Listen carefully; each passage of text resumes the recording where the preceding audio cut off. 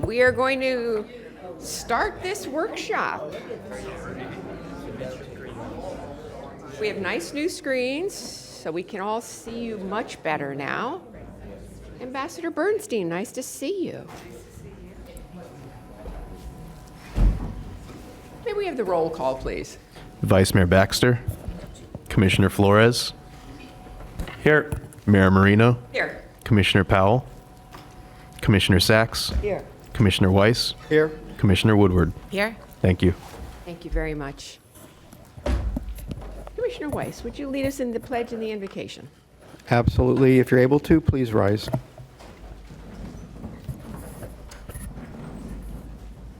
Adonai, we are thankful for this day you have given us, for its blessings, for its opportunities, and its challenges. We pray for strength and guidance for each day as it comes, for each day's duties, for each day's problems. May we be challenged to give our best always, and may we be assured of your presence with us. Amen. I pledge allegiance to the flag of the United States of America and to the republic for which it stands, one nation, under God, indivisible, with liberty and justice for all. Thank you. Any additions, deletions, or modifications to the agenda? Madam Mayor, Board of County Commissioners, we have no additions, deletions, or substitutions this morning. Perfect. So may I get a motion to adopt? So moved. Second. A motion by Commissioner Weiss, a second by Commissioner Sachs. We had it in unison, so there you go. All in favor? Aye. Motion carries. Thank you very much. We are now on the regular agenda. We have two items on the regular agenda. May I get a motion to approve 3A1, staff's recommendation for motion to receive and file? So moved. Commissioner Weiss, Commissioner Woodward. All in favor? Aye. See that it carries 5-0. Thank you very much. And 3A2, may I get a motion to approve? So moved. Second. Commissioner Weiss, Commissioner Woodward. All in favor? Aye. See that it carries 5-0. All righty. We are now on to the workshop. So we're going to talk about item 4A, current and 10-year affordable housing demand report. Who's going? I'll kick it off, and then we'll be turning it over to staff. Good morning, Mayor, Commissioners. This morning, we're going to be talking about the 10-year affordable housing demand report, giving us some input on what is needed over the next 10 years in the area of affordable housing. I'm Tammy Fields, Assistant County Administrator. At the table is Carlos Serrano, Jeff Bolton, Sherry Howard, and Jonathan Brown from HED, who'll be doing the presentation, and also want to acknowledge Howard Falcon, who works closely with HED from the County Attorney's Office. I'm going to turn this one over to Ms. Howard. Thank you. Good morning, Mayor, Commissioners, Administrator Baker. So the report that we're talking about focused on housing needs over the next 10 years based on projected outcomes on three main categories: population, employment, and household income. The report outlines the contributing factors. Some of them are just unique to Palm Beach County's housing crisis. I think we're all familiar with them, but of particular interest shown here are the owner and rental affordable unit losses in 2022, shown at the bottom of the page. Beginning with the population projections, the continued growth through 2035 is estimated to be over 205,000 residents. If that growth continues with high-income residents relocating from elsewhere, housing prices will continue to challenge those with incomes of 0 to 140%. The number one driver of population is employment. While the county may continue to attract industries with high incomes, this in turn will also multiply the need for the service sector employees, and a majority of those fall below the county's AMI of $104,000. So to demonstrate that, as you can see here, these are the top 10 industries by employment growth. And aside from lawyers, the remaining earn less than the county's average median income of $104,000. The third data set and final data set utilized for the study is the family area median income. While the study also looked at the median household income, we are focusing our presentation on family area median income, as that is the data that is used by HUD and the state in determining fair market rents. However, the BCC has recognized this issue and included it in your legislative priorities for the upcoming year, that household incomes should be utilized in lieu of family incomes, as they are typically lower and a more accurate representation of all incomes in the area. To provide you with some numbers as a point of reference just for Palm Beach County, the median sales price of a home in Palm Beach County was $615,000 in 2024. On the rental side, to afford a HUD fair market rental two-bedroom unit, a tenant needs to earn $89,040 annually.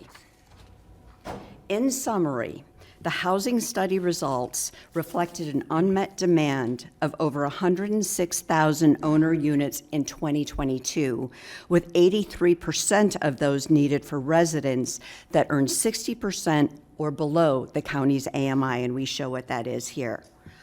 On the renter side, in 2022, there was an unmet demand of over 37,500 units, with 91.6% of those needed for 30% or below the county's AMI. That was the 2022.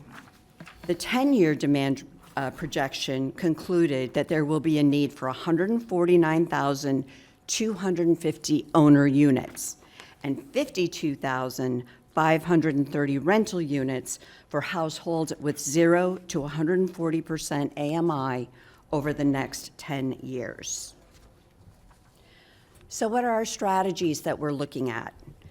We need to address the backlog by increasing affordable and workforce housing. How are we thinking about doing this? Through increased density, where density makes sense. Ensure rental housing solutions for all up to 110 AMI.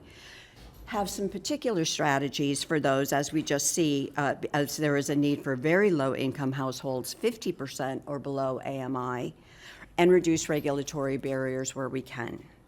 We're going to continue to monitor the market conditions, how much interest rates are, those types of things. Explore opportunities for innovative housing construction, which we continue to do, that meet the building codes. So that is a very brief presentation. You have the presentation in front of you. So if there's any questions, we are happy to answer them now. Commissioner Sacks. First, I'd like to thank the powers that be that has provided us with these beautiful monitors. I'm just, I'm impressed. For the first time, I feel like very woke. I don't have to read. I'm just looking at my monitor and everything is right here. I just can't change the channel, that's all. I have a couple of questions, and I think that the challenge is here. And so I look forward, it's really not a question, it's a challenge to you. I look forward in this presentation to how we're going to do this. We're getting bigger. Prices are going up astronomically, geometrically, and housing is not. And more people are moving here, just because of this is a great place to live. So we need to. I'm looking forward to hearing from you, and I'll hold your feet to the fire here as to how we're going to do it. This is, to me, one of the most important challenges we have in this county, the housing. So I look forward to hearing what you have to say. Thank you, Madam Mayor. Anyone else? Commissioner Weiss, then Commissioner Woodward. Thank you, Mayor. Thank you very much. And questions, so we're talking about household income, correct? And so when you look at household income versus the, Family. well, no, I want to get to, when we're looking at, you talk about the jobs, right? And the salaries that get, do we know how many single head of households we have versus how many we have where we have dual or multiple incomes? That would seem to be an important thing to understand. I don't know if we have that in the census data, do we, Carlos? Kids? That information is available in U.S. Census data. However, it wasn't part of the data covered within this report, but that is readily available. Because when we're trying to understand, obviously we know we have a shortage, but to really understand what the income of the household is versus the income of the individuals, I think that becomes more important to understand where we are on the affordable side. I mean, clearly the report showed, I mean, and we know this anecdotally, that we don't have enough of housing for very low income folks, even people at AMI, it can be a challenge. The other thing in the report, it talked about the number of units. I want to say there were more units on the 0 to 30% median. Total household demand for for sale units was 70,000, where the rental was total demand on the rental side for that category was about 46,000. So you've got 100. Are those numbers combined? Are they are they totally separate when we're looking at those populations and housing needs for them? The rental numbers and the for sale numbers are separate. So then in total, there's 100,000 households, or is that individuals? That would be households, if I'm not mistaken, households. It says number of renter households. Okay, so it's the actual household. So 100,000 out of our 700,000 homes that we have here now. Yes, sir, and it's a challenge because, again, especially on the home ownership side, because when you talk about those that are 60% and below AMI, it's a challenge for them to own homes in Palm Beach County. That's why our focus oftentimes for them are on the rental side. I would think it would be a challenge almost anywhere in this country today if your income is at 30. In this case, it would go up to a maximum of $31,000 a year to be able to purchase a home would be very difficult. But I don't understand though why there is such a great, the demand is, I would think the demand would be for rental properties for that income category. Yeah, again, you do have the demand that's there. I think part of the challenge is that there were a lot of for sale units that were ultimately purchased by investors and others and then flipped over to become rental properties. So what would have been ownership opportunities are no longer ownership opportunities because you have non-owner occupied people renting those homes out. Right. And as we know in our community, we also have a lot of second homes here. Sir. And then we also have a lot of homes that have been moved into the short-term rental market as well. Did we, and I didn't, and maybe I missed it, but I didn't see anything addressing those two areas. The short-term rental, no. Again, because this report here was just designed to be able to tell us, well, what are we short? What do we need to create on the homeowner side? 200,000 units is over the next few years. And I think that when you look at slide 3, at that bottom portion of the page, it shows how when the prices increased, how we lost those affordable units. There was a STED article this morning that had about 200,000 unit shortage from the report. So I'm going to go back to add 'em slide together. 3 that Sherry was just speaking of. And then Commissioner Weiss, your thought about the 200,000 units. It's on 10. Yeah, that's on slide 10. So if you combine those two between owner and renters over the next 10 years. Got it. That's really what we need to create. Again, ownership will be a challenge because the lower incomes are going to struggle to afford housing here in Palm Beach County, not just the cost of housing, but, the taxes, the insurance, everything that goes along with that. Did they, in this study, were those numbers factored in terms of ownership of homes?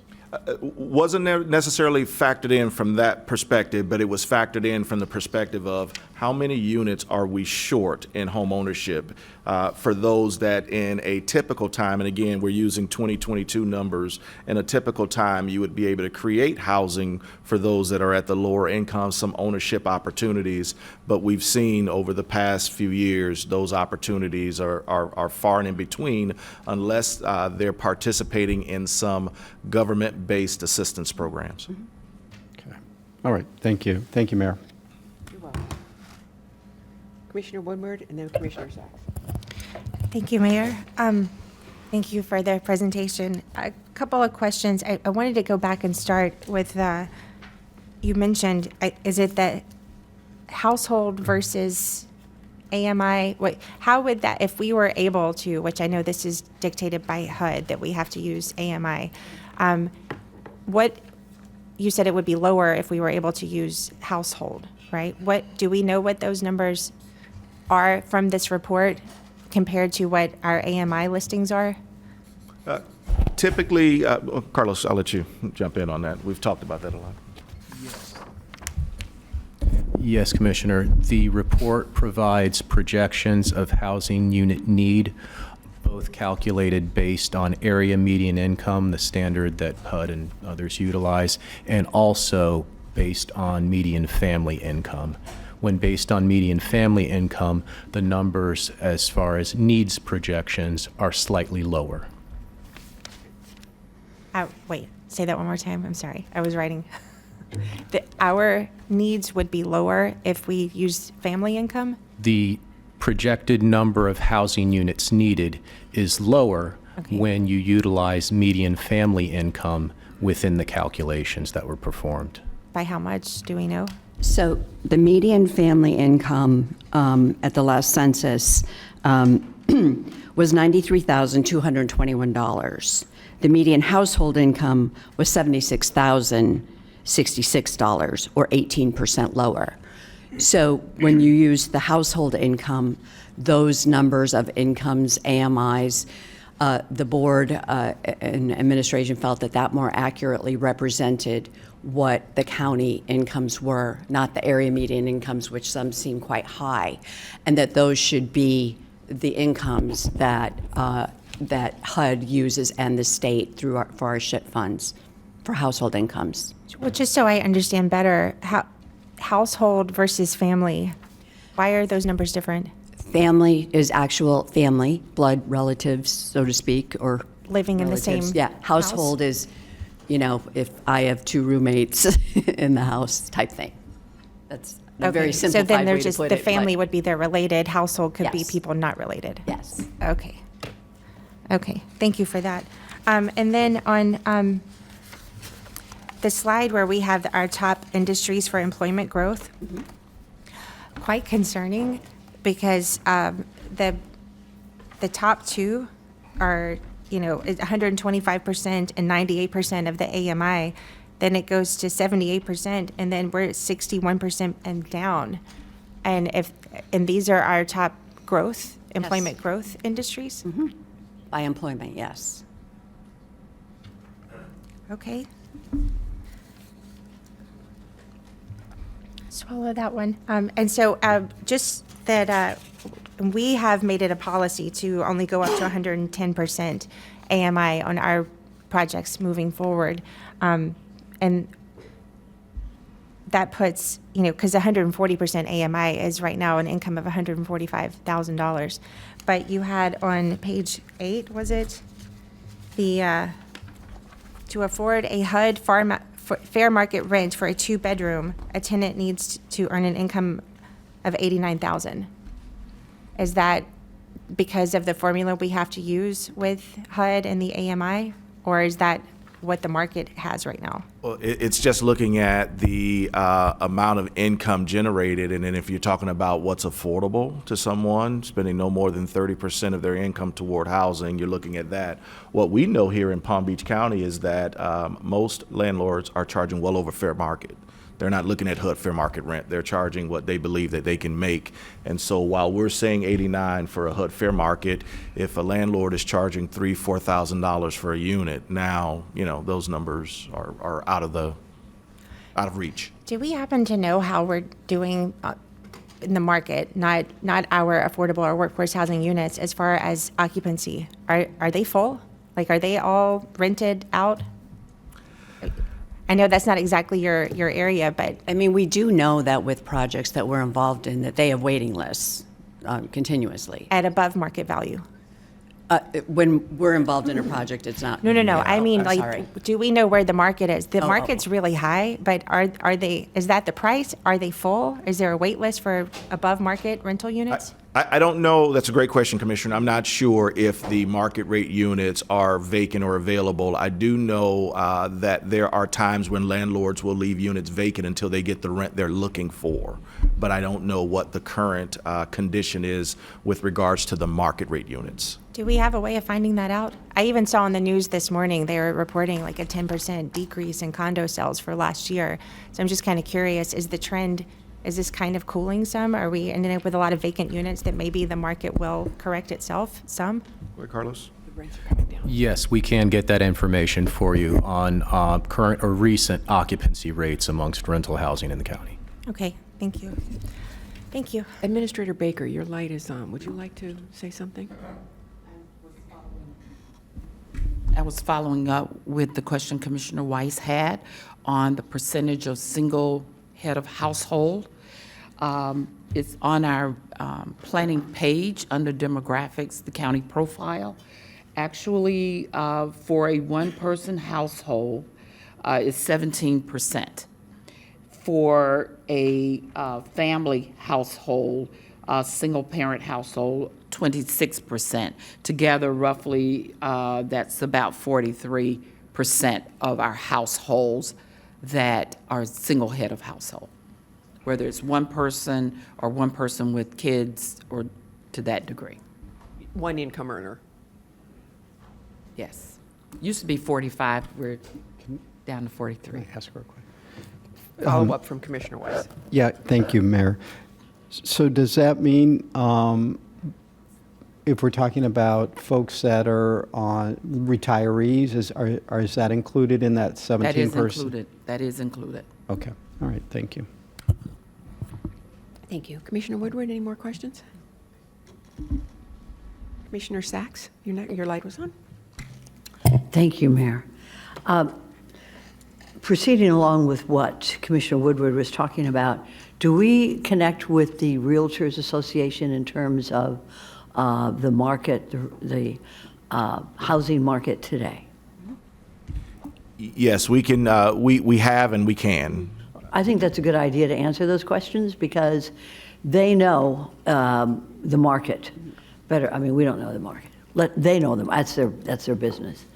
Thank you. And that would give us a very clear picture of what Commissioner Woodward wanted to know because they deal with that every day.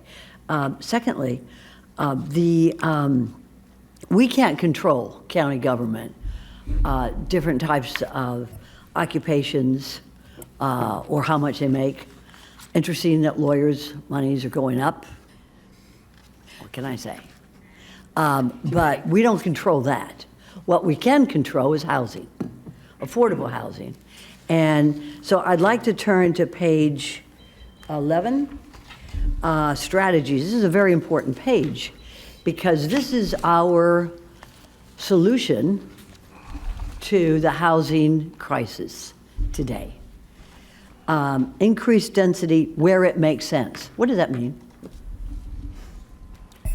as projects are coming in and seeking additional density to build more units, whether it is market rate units, affordable or workforce units, providing the board with those projects, and if it makes sense to provide additional density, because maybe it's on a transportation line, maybe it's in an area. Would that you will benefit delineate them. that for us at some point? Because where it makes sense, to me, is not a easy phrase for me to understand. Where it makes sense. What does that mean, where it makes sense? It may make sense to put everybody out in certain areas of the county, or maybe it doesn't. But I think that's important, transportation corridors, where there are employment opportunities, where there are schools, where there are infrastructure. That's where we need increased density.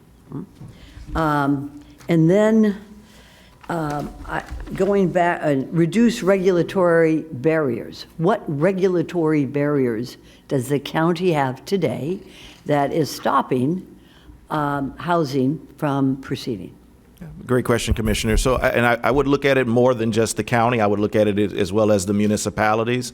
If there are things, and we're fortunate because we have a commission on affordable housing that's looking at those things, working with not only our department, our planning, zoning, and building, our engineering. They're working with multiple county departments to see if there are regulations, if there are barriers based on our regulations that are in place, and they are happy to let us know what those are. I'd like to know what they are too. And we're coming soon with our February Carlos? 11th, I think. Okay, is that going to be later today? It's I want to February. know in other words, this is how we're going to fix the problem. I want to know how we can fix the problem. Well, so again, we're coming February 11th with some recommendations from our Commission on Affordable Housing, but it'll only govern the unincorporated areas, the areas that the county controls. Sure, because that's what we control. But how about the municipalities? And so the great thing about that Commission on Affordable Housing report is because we serve other non-entitlement municipalities, one of our pushes has always been with our Commission on Affordable Housing, let's begin to have communication with the municipalities. We're providing rehab assistance in, we're providing purchase assistance in, we're providing foreclosure prevention assistance. In other words, we're giving them things. What are they giving us? Correct. And so And when are that's- we going to hear about that? Not until, February 11th is the day that item is coming up, Good. but the work still continues with us engaging, our Commission on Affordable Housing, engaging other Commission on Affordable Housings and the other municipalities. so you're going to work with 39 municipalities, and we're going to have those answers on February 11th. In other words, we're giving them stuff, they got to give us stuff. There's regulatory barriers. Otherwise, this is a strategy. I want to know what it is. Yes, ma'am. We'll definitely bring back the recommendations on the unincorporated areas. The work has to continue in working with the other municipalities. No, that's not an answer I wanted. Yes, ma'am. Isn't work it? in progress. It is. And you know what I'm talking about. Yes, ma'am. I'm talking about 39 municipalities that we fund on certain great nonprofits and county assets. And I want to know what they're giving to us on this. Will we be able to have that by February 11th? I don't anticipate that, Commissioner, because certain entitlement municipalities have I their don't know own. entitlement municipality. Oh, Who's great question. who's not entitled? So our entitlement municipalities are. No. I just want, you don't need to go over them, okay? What I want to know is that on February 11th, I want to know what municipalities that we give assets to are not returning assets to the county, to the people of the county, so that we can have some strategies for these affordable issues, okay? These strategies because just county, and I know, Tammy, what you're talking about, but I'd like to know who they are, because we got to work together. As Ms. Baker always says, this is a community project. We got to work together on it. Thank you so much. I look forward to that. Thank you. Administrator Baker, your light is on. I'm going to try to be quiet over here today. However, we are working. I don't want to give the impression that we're not working with our municipalities. We are, but they are a separate constitutional body that does their own thing. But we've got some that we work very closely with. We also have municipalities that come under our funding umbrella from HUD. And so we have to abide by HUD rules and also their elected rules, but we are working with them. In addition to that, we have a number of tools that this board and prior boards have allowed us to implement where we've streamlined some of our processes, but we still have to abide by the building codes and all of the other things for life safety kind of issues. We cannot eliminate those. And this board was gracious enough to allow us to start certain inspections we can do online. So there are a number of things that you have allowed us to implement to already start to streamline, and we're always looking for ways to move projects a little faster. The first step is making sure that we have completed applications for the projects, and then we can bring everybody in for pre-application meetings so that we all know what's expected. So we'll continue to not only work with our municipalities, but we'll continue to work with the industry as well so that we all know what's expected so we can move things a lot faster. Housing is definitely needed. And while we are giving aid to municipalities, in return, they're giving us units that will be in the marketplace. So it's not like we're giving something and not getting something in return. These are units that are available.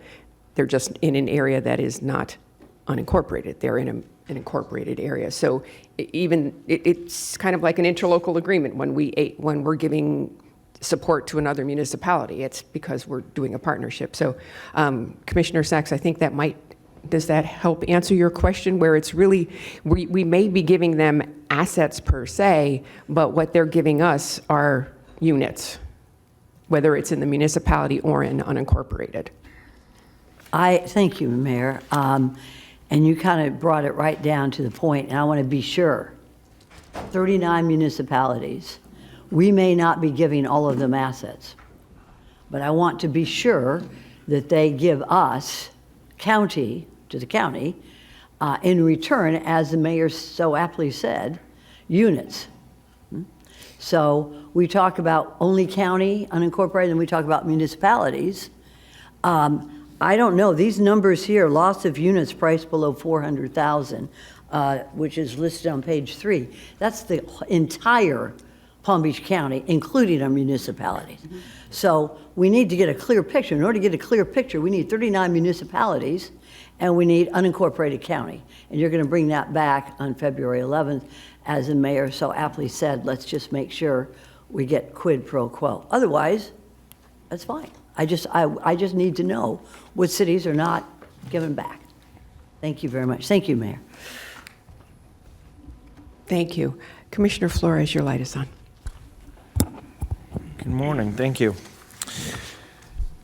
So I just want to go back to the municipality thing real quick. Some of the programs that you mentioned are not actually directly with the municipalities, they're directly with the individual who's requesting assistance, am I correct? Yes, sir, they're with the residents. Okay, so a lot of these programs aren't directly tied to a municipality, they're tied to the individual requesting the assistance. So I do want to clarify that.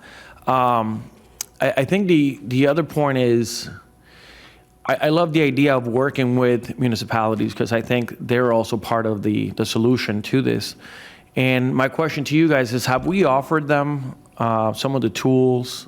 Not all of them are equipped to be writing some of these work housing programs. For example, I know that we have a work housing program where we require a percentage of what they what they build, maybe a few units need to be workforce housing. But have we reached out? I heard you say that we're going to be meeting with them soon, but have we reached out and given them some of these tools so that we can facilitate some of those programs so that they can see what we're doing and maybe they can adopt some of those? Yes, sir, Commissioner, we've done that, and I would wager to say, and I'll let Administrator Baker say, Planning, Zoning, and Building has been reaching out to municipalities regarding workforce housing for many years. Okay. And have they been receptive? What's been the? Some have. We've got some that are very receptive. We have an exchange program where we have different developers that are building in certain municipalities already, and where we require workforce housing, and the two developers can agree, they'll put a certain number of those units in that particular municipality. We have other municipalities that we work very closely with, and I think one or two of you may have come to a ribbon cutting, especially in Lake Worth Beach, because they partner with us very well on those particular projects. So we've got some that, Delray Beach, we've got some that we work very closely with. We work with CRAs on putting in workforce affordable housing. So we will continue to work with the municipalities, but we can't control what their, Right. their elected officials do. Okay, just wanted to make sure that, we're sort of leading in this space, so thank you for doing that. So I do want to focus on page 10 and page 11, right? So we're talking about the shortage. We're looking at roughly 200,000 units by 2034. Currently today, where are we at? So currently today, and today, based on the data that we were able to secure, Page 9 has the 2022 numbers, and then page 10 has the 10-year demand projections. So currently today, we should have 150,000 units. We're behind? yes, Commissioner, if you say today, again, based on the 2022 data that was available, but Right. yes, sir, the 88,000 and change and the 34,000 is what the unmet demand or unmet gap is right now. Okay. And what's currently in the pipeline? In terms of, Affordable workforce housing, what do we have in the hopper? so we have a number of sorry. Some of that information is going to be in the next workshop of the projects that we have pending under the bond. We don't have those numbers? We do, actually. I can probably have them by the time we get done. But on our housing dashboard, we actually have and that's right, the banner right at the top of the county's page. We have workforce housing and affordable housing underway that either cities that have contributed information to us, that have funded, and units that we funded. And we'll bring that back on February 11th with our presentation to see where we are and present that to you. Okay. Would it be fair to say that we're not near the 150,000? Yeah, we're not near. And again, and that's where, from the county's perspective, we're always pushing that it can't just be the county. It has to be the municipalities participating and creating opportunities for units. I love how Ms. Baker talked about how our workforce housing program works and the exchange program. It would be great to see other municipalities with a mandatory inclusionary zoning program as well, because we see a lot of market rate units going up in certain municipalities, but we don't see a proportionate share of workforce units going up within those projects. Okay. We have the bond that we're going to be talking about here shortly.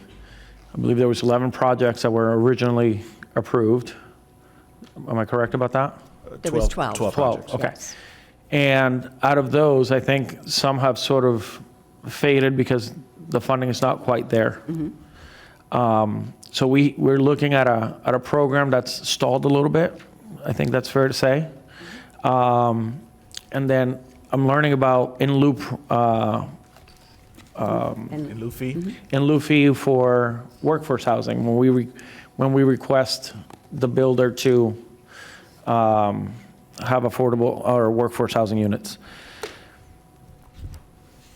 The in lieu fee allows the developer to pay that fee rather than, I understand that this board has made a commitment to not go that route. Am I correct about that? Yes. Okay. However, I'm still, when I see that fee, there's no way that you can possibly build anything for 142,000, but it's a program you currently have.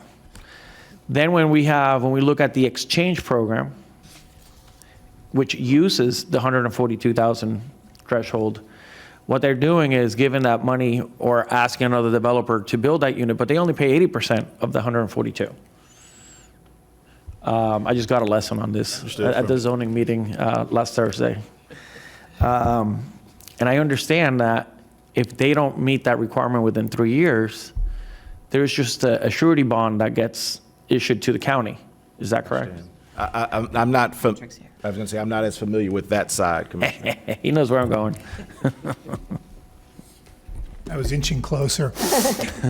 You're correct on the point, yes, Commissioner. Using the exchange program, a bond is left to us. The idea is that it will ensure the development of it, as opposed to the in lieu, which is just a flat cash out. The exchange is meant to incentivize really getting the unit built. The bond to us that's held by us is in the event that it doesn't come to fruition, as you're saying, in that 3-year time frame. And we've had an issue where we're probably going to be, some units that were supposed to be built are probably not going to get built. We have a project that might be hitting that threshold soon, yes. Yeah. So, and the reason I'm bringing this up is because I know sometimes we look at this individually, but we have to look at it as a whole. And it looks like we're behind. And a lot of people out there are unfortunately suffering, as you can see from your own data. The majority of our workforce don't quite make 50,000. A lot of those people live in my district. And what I'm seeing is families living in one household, multiple families, because they can't make it. Just at the end of the day, it's hard to pay rent. So we have to do better in that regards. And I love that we're having these discussions and that we're looking for solutions. And I love that we're going to be engaging the municipalities and asking them to help out with this too. But we have to look at our programs and look at some of these loopholes that we have to close. I think that I've already identified two. And, you know, when we went out and we said, hey, Palm Beach County residents, give us 200,000. We're going to build 20,000 units. I think that's what we were originally targeting. That wasn't from staff, no. Okay, that's what was sold. Yes. Out there. Somebody said that. But where are we with that? Like 3,000 units supposedly right now? 4,000? Are you on the affordable side? Or are you for the affordable? Yeah.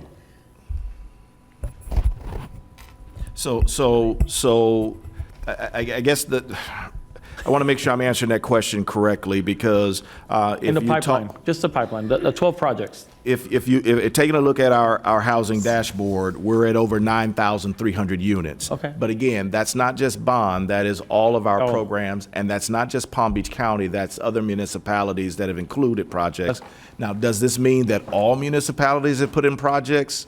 Probably not, but that's one of the things that we're encouraging municipalities to do. The county has created a tool that all municipalities can use, and now it's just encouraging those municipalities to use the tool, because it becomes not just a progress report, but an apartment finder. And you're looking for units, you're looking in this particular city, if that municipality has a project in there, that project would be available for someone to look at. You can click on the link, it'll take you directly to that developer or the project manager's website, and you can inquire about what's available in that particular project. We also invited CRAs and the housing authorities to bring their projects and have them placed on the dashboard as well. Excellent. So I guess where I'm trying to get to is the strategies, page 11. And Commissioner Sachs already brought some of this where, you know, I think we have to be a little bit more aggressive because we're behind the curve. We have to look at ways that we increase density, and it has to be a plan that fits within the community.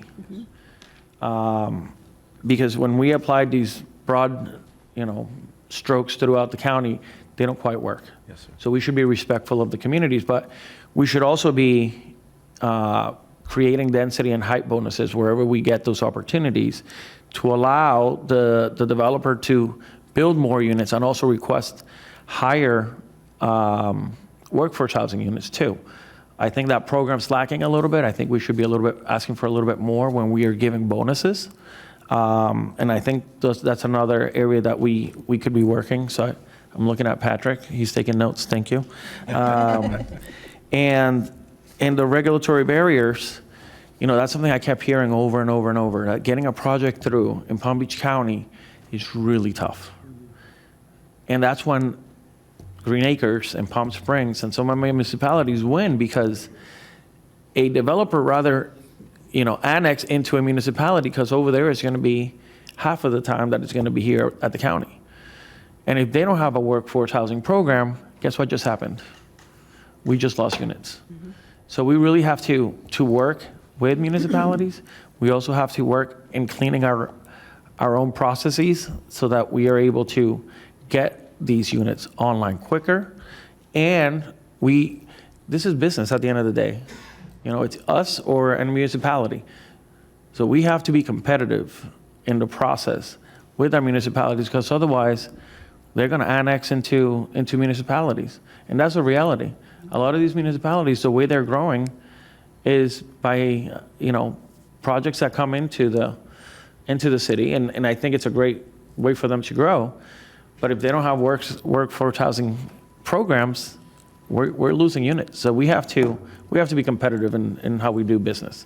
I'm a big fan of the program. We need to do more for our people. So anything I can do, I'm here to help. Thank you, Commissioner. Thank you. Commissioner Woodward. Thank you, Mayor. Sorry, a question from before I forgot to ask. The study on page 10, when it's telling us how many units we need, did it specify number of bedrooms instead of just units? I can't remember. Like how many 1 bedrooms, 2 bedrooms, 3 bedrooms we should be aiming for? It did. Nettie. Carlos, you have it in front of you. No, I don't believe so. The projections were for total number of units, Yeah. not Yeah. units by bedroom Yeah. size. Okay. Because that is something, whenever these projects come before us, they'll put out how many 1, 2, 3s, and it would help for us to know like what we should be aiming for. But I love workshops because it really kind of gets my brain cooking a little. And it's occurred to me, we're talking about, the housing shortage. But I'm not sure if we're really looking at it correctly, because is it a housing shortage or is it an affordability shortage? Like, are we lacking in units? All of our units that we have, do we even know how many units that exist in the county?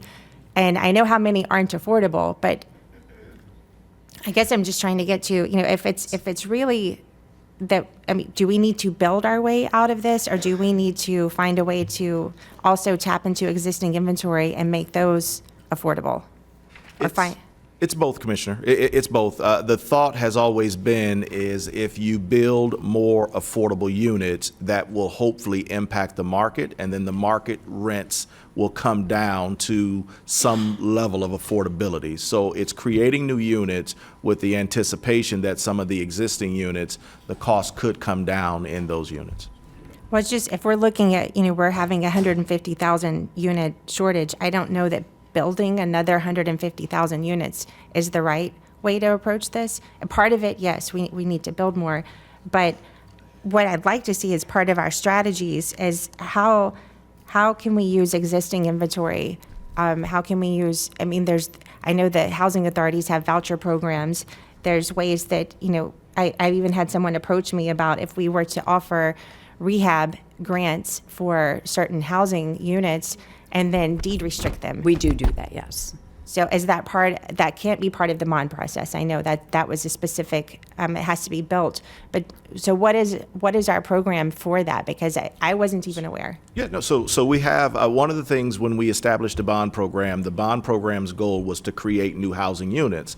And then the board said, well, we'll look at our other sources, our state, our federal dollars, and preserve existing housing. So we provide dollars for housing repair, housing rehabilitation, emergency repair, not only to individuals, we will assist developers, or for instance, we work with the Belgrade Housing Authority for their farm labor housing that they need to rehab some of their homes. And so we've done that using the infrastructure surtax dollars that the county has. So we'll work with developers to preserve what's existing. We'll work with individuals who want to age in place to preserve what's existing. And then we'll also take a look at how we can create new housing. And So when when we we- do that, we put a deed restriction Okay. on the property. Yes. That was my question. So it does have, is there a way to expand that somewhat? So even, we have communities where the homes are, maybe built the 50s, 60s, 70s. They're a good structure, but maybe there's certain parts of it that they need, and it would be cost prohibitive for them to stay there and do the rehab. But if we were to help them and then put a deed restriction for the future. Great question, Commissioner. And we do, as a matter of fact, our second round of the housing rehab program opens February 3rd. The challenge comes is that we provide up to $100,000 in assistance. And what we're finding is that the cost to bring a house up to code in certain instances exceeds the max that we, the county, can provide because costs for rehab and items have just inflated. They're just going up. So we're not able to do as much as we can. So we focus on code, life, health, safety, and hurricane hardening. Those are our primary things. And if there are dollars left over, we'll look at how we can do some of the other amenity things, some of the niceties that a homeowner may want. So as far as the voucher Accessibility. Thank you, Tammy. The voucher program, that I think that's a federal program that comes down. Do we have the potential to do a portion of money that would help for some of that for rental assistance? I'm not familiar. Which voucher? The VA does vouchers, the housing, yeah. Those cannot be utilized for rehabilitation work. No, I mean us to be able to create our own voucher program.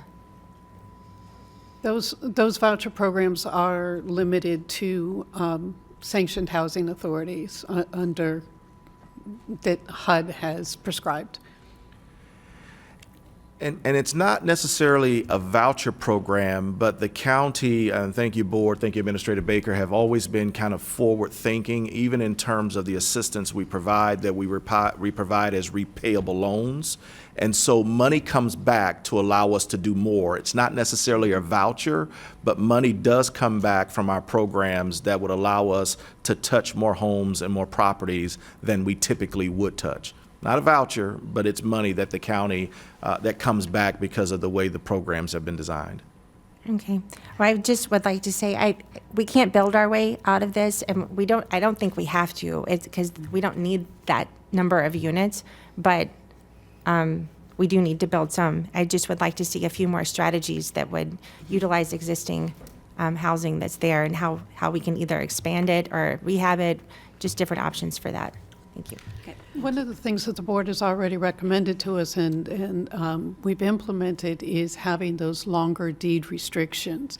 And that helps us to preserve the housing, because Ms. Baker and I have both been here for over 30 years, and we've seen some of the projects that we had previously supported are now going to market rate. So by now extending the time period to 50-year restrictions, we're maintaining that housing for a longer period. So that's one that we are already implementing. Thank you. Commissioner Sacks and then Commissioner Flores. And actually, I think we're sort of melding right into the next topic. So That was why the don't, strategy. you know what, why don't we hold your questions, because I have a feeling once we start talking about the next topic, it will also cover your questions, and then this way we can move forward. I'll be short. Do we have fast-track building permits for what Commissioner Flores was talking about, for affordable? And I know that Ms. Baker is going to answer that. For workforce affordable housing, if a project comes in and that project is 100%, yes, we fast-track that project. Okay. Was that fast, Commissioner? That was fast. Was that Thank fast? you very much. No, that's just the first one. No. Commissioner Flores. Thank you. I just want to make the comments now because it's sort of regarding what Commissioner Woodward mentioned. Some of these programs that were just previously mentioned are federally funded programs, correct? And we're hearing that there might be freezes on some of these federal programs from the administration. Am I correct about that? Correct. Yes. So these possibly could stop for a time period. We don't know. So there's a lot of uncertainty too in those type of programs. And when we put deed restrictions on affordability, it's because they're new units, correct? Not necessarily. We'll do if we do a rehab. If the county puts money in a housing project, we're going to put a deed restriction, whether it's rehab, whether it's purchase assistance, new construction, et cetera. Thank you. And just from the real estate perspective, I think you all know I'm a retired real estate broker, but the rents seem to be softening a little bit. So that's good news for all of us. But softening in what market is another question. So, why don't we go ahead and move on to the second topic? And I know I have stakeholders in the room who probably want to ask questions. I normally don't like taking, it's not that I don't like taking questions during workshops, but this is really for us to work. But if there are stakeholders in the room that want to comment during this particular session, please go ahead and fill out a card, because I know that this is important to everyone, and we do continue to have meetings with questions. So if you are a stakeholder and you're in the room and you want to make a comment, I'll get someone to do our timer, since our normal timer person is not here. And we'll let staff do their presentation, and then we'll take brief questions or comments. Thank you. And Mayor, we'd like to point out that one of the things we have done in this process is made sure we had conversations with stakeholders. We've had 2 sessions with stakeholders, so that is included in what you're going to be hearing. Now I'll turn it over to Jonathan. Okay. Thank you, Mayor, Commissioners. And so here again is just the bond allocation process summary that you have seen and we've discussed in the past. With regards to the existing program, there were a few changes that I just want to highlight. One, we've met with the board and we talked about the preferred total project cost limit of a 15%, that preferred cap. We've talked about maxing the area median income at 110%, and then we have set a deadline for bond and HIP projects to be brought back to the board for final approval of March 11th, 2025. Tammy mentioned the stakeholder meetings. So we've had a little over a year, roughly, to kind of go through this since a couple of years since the bond allocation process has been put in place. And here are some things that we've learned. There's insufficient subsidy for home ownership. Again, we can provide dollars to help build, but then there's still dollars needed for the down payment assistance. FHA, we've talked about the restrictions that they have. Florida Housing Finance Corporation, depending on the programs that we work with them, we may have some issues with regards to our lien position, as well as mandatory debt service payments. The project timeline management, one of the things we recognized is that some of these projects are not moving as fast as they should have after receiving conceptual approval from the board. And so we're coming back with some recommendations. One, with regards to the funding cap, we think the 15% cap absolutely works, and so we wanted to talk about using or recommending that 15% cap for projects that are already receiving tax credit or sale funding, along with the 4% tax credits. Now, I know some may say, but if they're receiving 9% and others, they may not need it. Well, that's not the case. The state had to establish a CHIRP program because the 9% tax credits that they funded there wasn't sufficient funding there. So we believe that the 15% cap is sufficient. We are also recommending a 20% cap on projects where they have Housing Finance Authority bonds along with 4%. And then we're recommending a 25% cap for projects where at least 65% of those units are affordable and there are no tax credits, there are no sale funding, there's no Housing Finance Authority, projects that are just coming to us in need of assistance. Again, we think that 110% AMI cap works. We do want to recommend number 3, rent limitation for workforce housing. And as we all know and we talk about, the state has established the rental rate charts that we use, and we're requesting that for projects that are targeting or creating units for those that are 80% of the AMI to 110% of the AMI, that we place a 90% maximum cap on the amount of rent they can charge. So if that particular category allows you to charge $3,000 in rent, we want to say, no, you can only charge 90% of that $3,000. So again, we can try and get those units to somewhere affordable. And again, that recommendation is coming only for the units we, the county, the board, is assisting. And so if we're assisting those units, we're asking for some consideration on that. We've talked about the affordability commitment of 50 years. We're going to look at making recommendations for an approval deadline because, again, when we first started talking about the housing bonds, we were told that we needed those units yesterday. And so we want projects to move faster, so you'll see an approval deadline there. Multifamily rental projects, again, just tightening up the language, making sure that all developers understand when the process of debt service payments and things will begin. Under number 6, that second checkpoint, extend eligibility for cash flow dependent loans to workforce projects where the remaining units are affordable. So again, what we've seen in some projects where they were coming to the county for workforce units, to assist with workforce units, but the remainder of their units were affordable units and they were receiving sale, tax credits, et cetera. And so one of the challenges with Florida Housing is that if they are asking us for the workforce units, we can't ask for a hard debt service payment on that. And so when we anticipated this initially, we were thinking that it was going to be market rate units to workforce or workforce and market rate. We saw something we didn't expect, which are workforce and affordable units.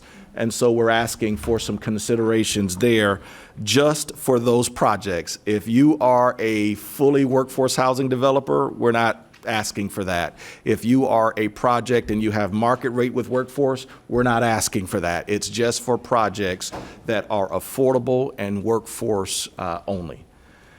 Guarantee requirements. One of the things that we've learned from the underwriters at Florida Housing Finance Corporation is that they require a personal guarantee, or if you want to call it a underwriting deficit guarantee, completion underwriting deficit guarantee. And they require that on projects that are receiving the 9%, the sale, and the 4% tax credits. And so we think that is something that would be helpful for us to incorporate in the bond criteria. And then the sales price limitations. We've had some great conversations with the nonprofit developers that are building the for sale units and that want to build for sale units. And before we were using workforce housing sales price limits because we really didn't have another viable alternative. And so this time what the nonprofits have come back with is, well, let's take a look at the state's maximum sales price unit, its maximum purchase price limit, which is $568,000 and change. And their recommendation to us, which we support, is can we just set an 80% cap on that? As opposed to the workforce housing program, which is based on density bonuses and other things that help offset the cost, which is why we can get a workforce housing unit sold at a lower price. Can we use that as the metric? And so what we're recommending as part of this is that we use the Florida housing purchase price limit at 80%, and we set that as our max sales price for housing bond program. Further defining what a not-for-profit organization is. Credit underwriting, again, as we work with the underwriter, we have some greater clarity on what we are looking at and what we will receive. One of the things to note is the third checkpoint under number 10 is third-party underwriting. We're requesting that that not be required for sale units where the development is going to create 50 or less units. We can underwrite those in-house. The rent adjustment policy, again, one of the things that the board has talked about and we've talked about, we want to make sure that that is official within the program. And then we're looking at litigation disclosure requirements, not just for the single asset entity that's created, but for the entities that are creating the single asset entity. Before you go on, Yes, Commissioner ma'am. Flores, you have your light on. Did you have a question? No, I'll wait until we finish. Okay. All right. And I'm winding down. And so Commissioner Flores had asked earlier about the number of projects. So this slide right here shows you 12 projects that have been conceptually approved. Some have moved to final approval. This slide was an important slide we wanted to make sure we share with you. When we first issued the bond program, when we first issued the bonds, there was approximately 94 million that were issued. There are some projects that have gone through final underwriting, some that are currently in underwriting, and then we have some that have not been submitted to underwriting and those that have been denied. What this boils down to is when you get down to the bottom, that $52 million, our thought is that we don't really need to request that the board issue new bonds if we have $52 million available. When we open the bond program in March, April, allow us to work with what we have. And if there are some needs or projects are moving faster, we can come back to the board with some workarounds and some solutions. But ultimately, we anticipate having possibly somewhere near 52 million of the bonds that were issued not ultimately used because the projects haven't made it to final approval. Okay. And again, and so here are our recommendations. I've just talked about the number 2 there, but we're asking that the board approve the changes that are being recommended to the housing bond allocation process. So when we issue the next RFP, the developers will know how to prepare their proposals, and then it will ensure that that RFP is consistent with the board's current direction. So, quick question for you. The recommendations that you have in place today, have these come from the discussions that you've been having with the industry? Yes. So the recommendations that we have that we're bringing forward today come from conversations with industry. We've had 2 conversations with them. Industry, and according to based on the backup, we probably were somewhere near 100 different recommendations. We selected either in whole or in part some of the recommendations that we thought would help with the program. And we have shared the recommendations with industry. Okay, thank you. Commissioner Flores. Thank you. Thank you. All right, so going back to slide 9. Did we fix the process for which we go out to issue a bond so that what happened this time around doesn't happen again? Because right now we're paying interest on the 94 that we originally issued. So for the next, whenever we deplete the 52,000 that are currently available, are we gonna go again and get a bond issued and the money's gonna sit there for a year, 2 years? So have we internally fixed that issue? Yes, Commissioner, we have. We are not proposing to issue any additional bonds. We'll go out to the RFP, see what comes in, and if it's in between the time frame in which we must set a millage rate for it, we'll utilize our existing interest that we've earned on those dollars. In addition, if it exceeds that, then I will come to the board and ask to borrow money from the general fund contingency. And then the next year, we'll set that millage rate appropriately and reimburse the general fund contingency if that is the case. So I am with you. I have never wanted to issue bonds and have them just sit there. But this, again, was a new venture for us as well as the development community, and we now have a better feel of where we are, and we're working with industry. We will not request the issuance of any additional bonds until the time frame in which we're ready to spend that money. Right. And within the recommendations that are before you, some of the time frames are the things that we're suggesting, and that will fix some of the problems. When we utilize this 52 million, we'll have another set of experience, and then if there is anything else that we need to recommend before we issue the next set, we will bring those forward to the board as well. Right. My concern is programs like SAIL, where they only issue 1, maybe 2 a year, but yeah, we get 5 applicants that are counting with SAIL funding, but we know that if there's 5 applying and the max that we might get is 2, 3 of those are probably going to lack financing. So I don't want to go out and issue bonds again and then have it sit there for X amount of time and us continue to pay interest. So I'm glad that you guys are working on this, and I hope that this doesn't happen again. I want to go back to that slide that you currently have, the funding contribution caps. So I like that you guys have a tiered approach. I would like to perhaps even take it a little further with adding that if we're going to give you sort of like a bonus, instead of the 15%, we're going to give you 20, that there is an X amount of units that you must bring to the table. I don't know what that X number of units is, and I think that's something that we could discuss here.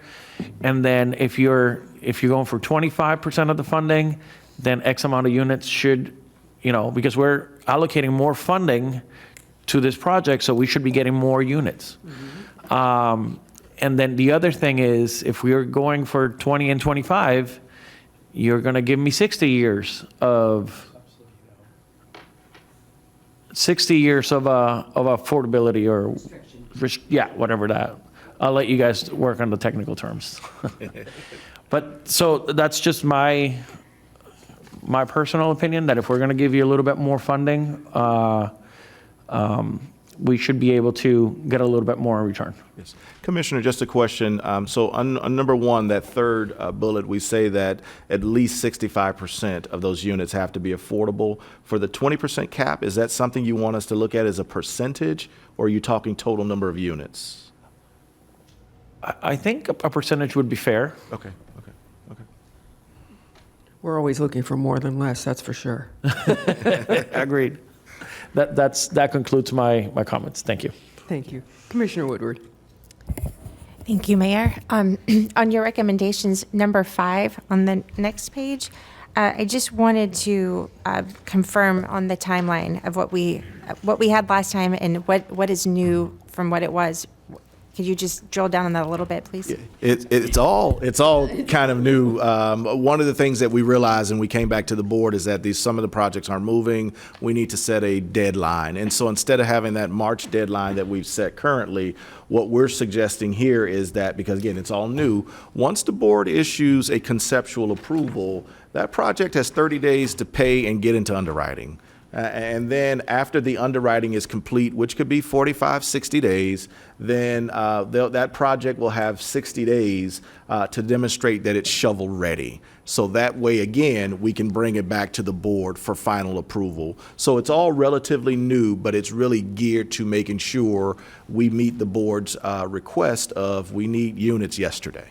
So the developers are timely in responding to the underwriters with additional information and with the payment for the underwriting services themselves. Right. And then site control there, I mean, at the time of application, they already need site control, but we have it there because it's part of shovel readiness. And so we just want to make sure the developers understand that. Okay, and I was going to ask about that. You've added these new zoning, plating, site plan approval to make sure that all of that is within the 60 days after the underwriting is complete? Yes, ma'am. And so it's already a part of the RFP, but we wanted to make sure that we shared it with the board today. And so what we tell the board is, what we tell the developers is that you don't have to be shovel ready until the board issues final approval, which again, could be a few months, additional months they have to work out the last things they need to work out with the municipalities. So when we bring that final approval back to the board, that project should be shovel ready, including site control, zoning, plating, site plan approval, et cetera. So what we can expect as a board is when you bring us a project to vote on for conceptual approval, then it's within 30 days, the underwriting is starting 60 days. So within 3 to 4 months, you should be bringing it back to us for final approval? Yes. Okay, and then at that 4 point. to 5 months, I would say. Shovels in the based again on ground, the right? time of underwriting. Is there anything after that? What's the timeline that we have in place after the final approval? And After final approval, that project should be ready to go. So at that point, and Jeff, I'll let you jump in since you're. They have 1 year to get the shovel into the ground, so that gives us some time to coordinate the closings with all the other funding agencies and get everything closed, and then they should be ready to go. So it's within 1 year of our final? within 1 year of the final approval. Okay. And is there, I guess we And can't really put a that exists timeline on now. completion, right? Or can we? Not necessarily. I don't know if we can put a timeline on completion because we don't know what a project is going to experience or go through as they're being developed. So the areas that we can place timelines to make sure that they're moving things along, that we're doing that. And although the board gives them up to a year to put a shovel in the ground, I would imagine if they already have their site plan approval, they're ready to move. They need to close on their financing and cross their T's, dot their I's on any remaining things with the municipality. And I would imagine they're ready to go because time is money for them as well. Right, it doesn't help them Yeah. to delay. So is there we didn't see this part coming, but is there anything that we could put into place to make sure, like if a permit needs to get extended, because the project still can stall out once the shovel goes into the ground? Is there any protection for beyond that? Well, we will have the guarantees in place, so we do have something in our pocket, as a clawback, but we would have to discuss it a little bit more to see. And again, it's the push. Most of the developers we're working with are trying to move the projects forward, and they're trying to make sure that there are no barriers in their way of moving forward. And we're continuing to work with them. We haven't really thought about that side because, again, we do know projects experience issues that we just can't anticipate as they start the construction process. Okay, I just don't want to be sitting here in a couple of years with bond allocations, shovels in the ground, foundations laid, and a project's not going up, because we need the units. Yes, ma'am. Okay. And I think that'll help us too, because as Ms. Baker said, when we come back that previous year to ask for the drawdown of those bond dollars, we should be able to give the board a status of where these projects are. So again, you'll be able to make that decision. Okay.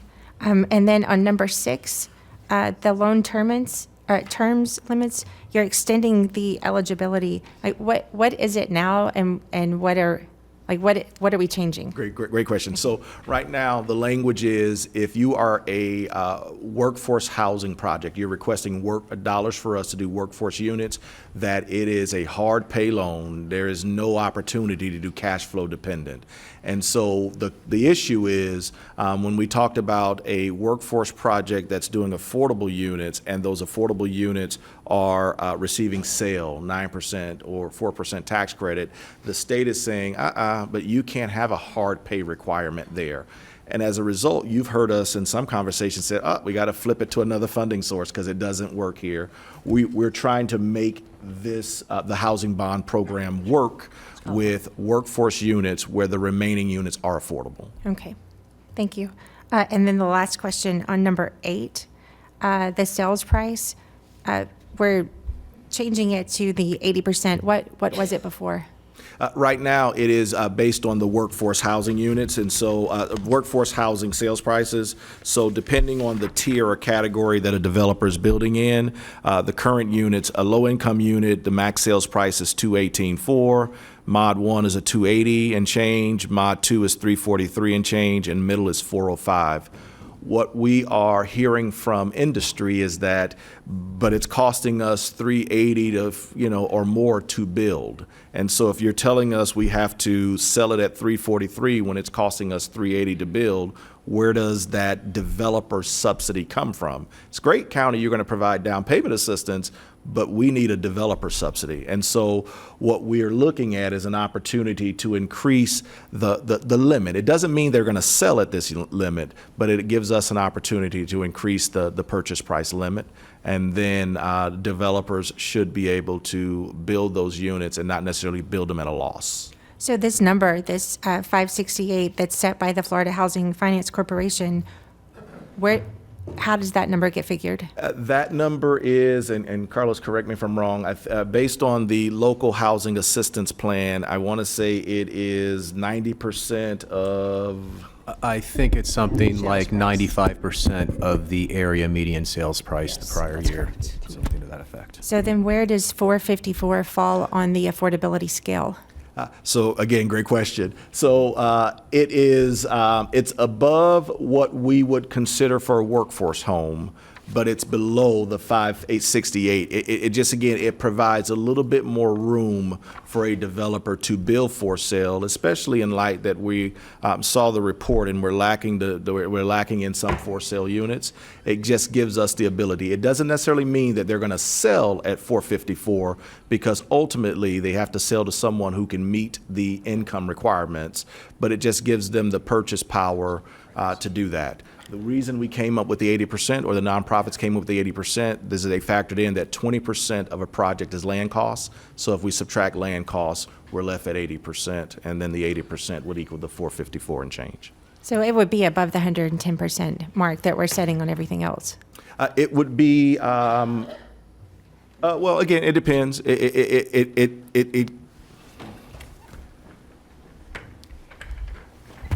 If we were to use the chart that we have now, it could be above that percentage, and that's why I say it kind of goes back to the buying power of the individual, how much mortgage they can afford, what amount of down payment assistance we can provide.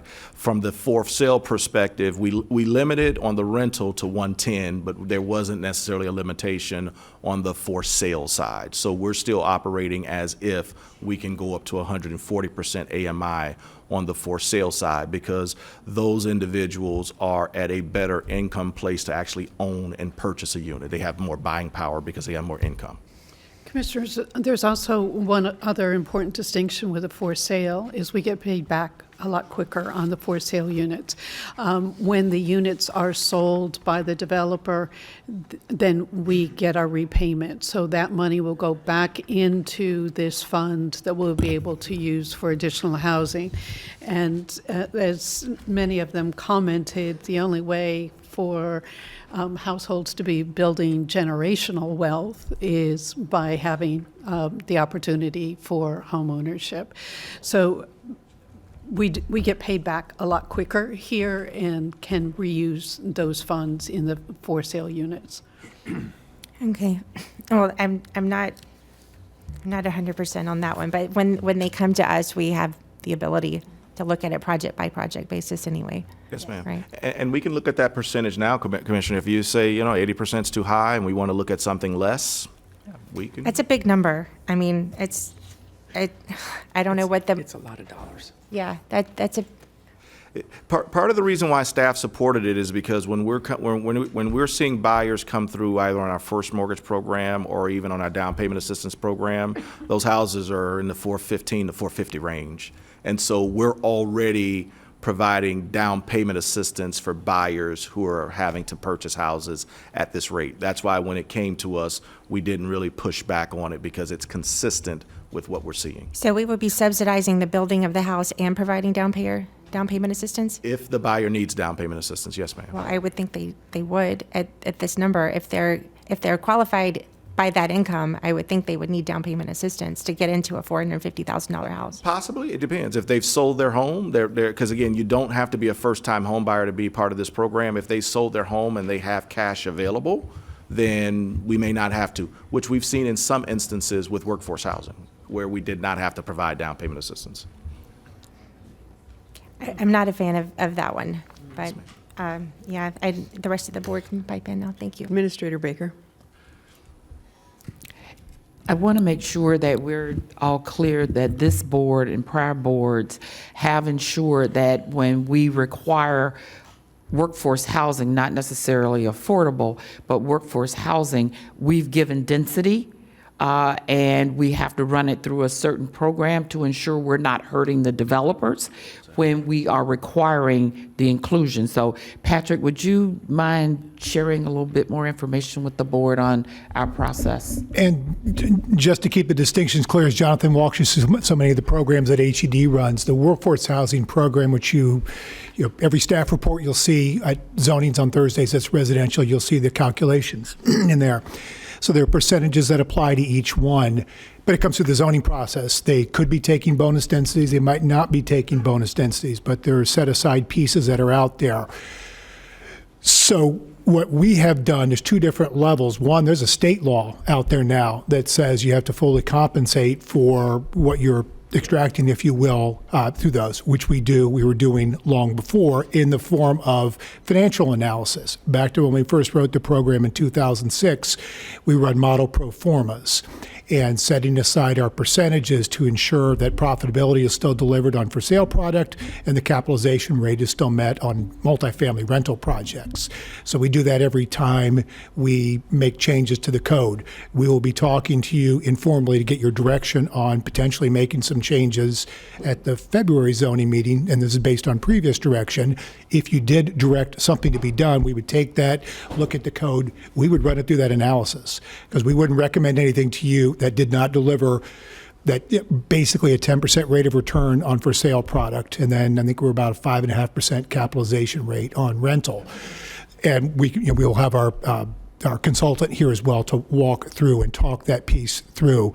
But I wanted to be clear, there's so many ways, we've mentioned in lieu, for instance, there are a multitude of ways that you can meet the obligation just in the workforce, generally speaking, what you see on Thursdays, whether it's in lieu, whether it's developing on site, whether it's exchange or others. We run all those analysis too. So we will look at each one, take a model, 150 unit townhouse project, and if it would require, I'll call it 10 units of obligation.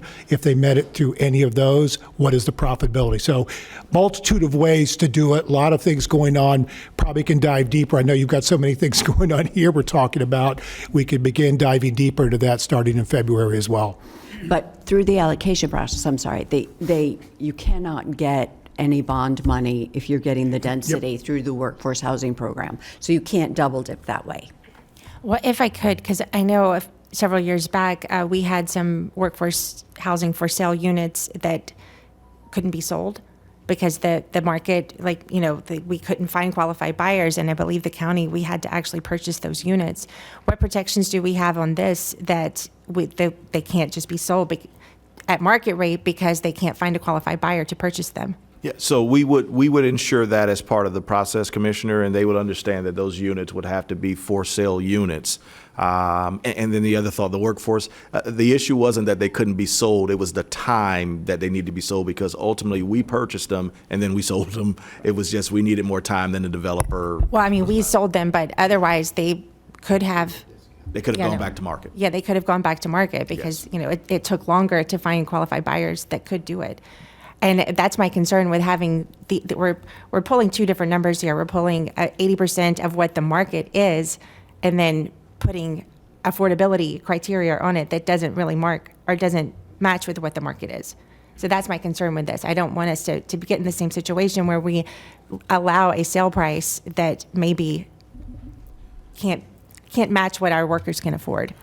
Understood, Commissioner. And as part of the proposal that would come in to staff for review and ultimately to the board, we would have to, it would be our responsibility to ensure that whatever AMI they're targeting, that their income matches with the ability to actually afford it. We'd look at what interest rates are, what their PITI would be. We'd take a look at all of that as part of our due diligence and before. And we put enough time that we don't have to purchase these to extend the time. Is that protection put in there? So back to the workforce program, yes, that is in play. We made some changes on that. We have the opportunity, should they somehow not sell, we have the opportunity to step in on those pieces as well. And then just to give you a quick idea on the workforce side, again, as Jonathan walks you through some of the other criteria and parameters on the for sale, we aligned it with general borrowing principle of 3 times income, but that aligns with your AMI. So it'd be 80% of your income, times 3. So that was just a general broad standard. We'd used different criteria through the years, but found that to be the easiest, and we worked that through with industry at the time, and that was understood and accepted. But to be clear, by stepping in, are you saying that we would have to buy the units and then sell them? Have the opportunity to, if the funds were available. Have the opportunity. And then would we then sell them at a discount to get to an affordable, to get to a workforce unit? You would have the opportunity to sell them. The price would then be up to the board at what levels to set it at. When we work with the ones previous, we did establish a price. Jonathan has touched on so many of the units through the workforce that did need home buyer assistance. You could literally put that discount into it and not do it as home buyer assistance, just discount the sales price. Totally dependent on the site, where the units are, how many demands, things of that sort.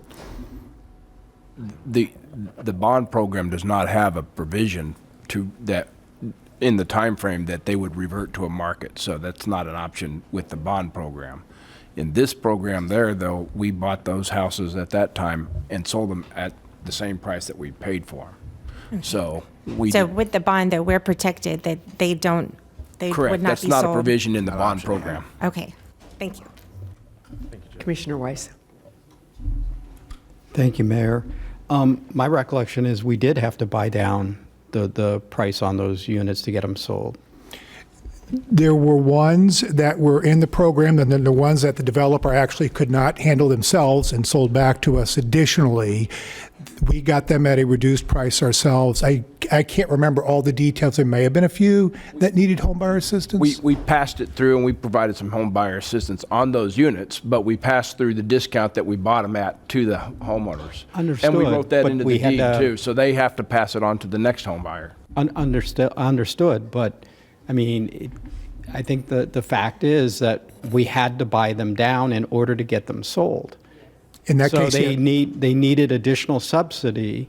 There Mm-hmm. wasn't enough subsidy in there to get them sold when they, at the time, when the developer had them. So we had to buy them, and then it had to be bought down, the cost, so the people could actually buy them.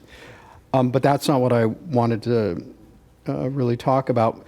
I'd like to, on the, so the total and final approval and underwriting is about $41 million. How many units is that?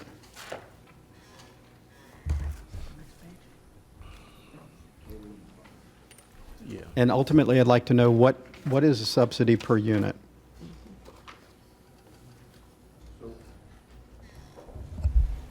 Currently, under the conceptually approved, we've got 1,222 units that have been conceptually approved. How many, I'm sorry?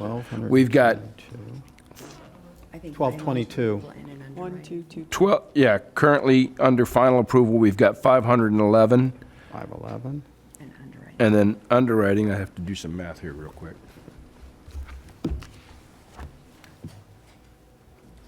Well, I can tell you the, take 100, take 12. 711. There you go. 511 and 711 is 1222.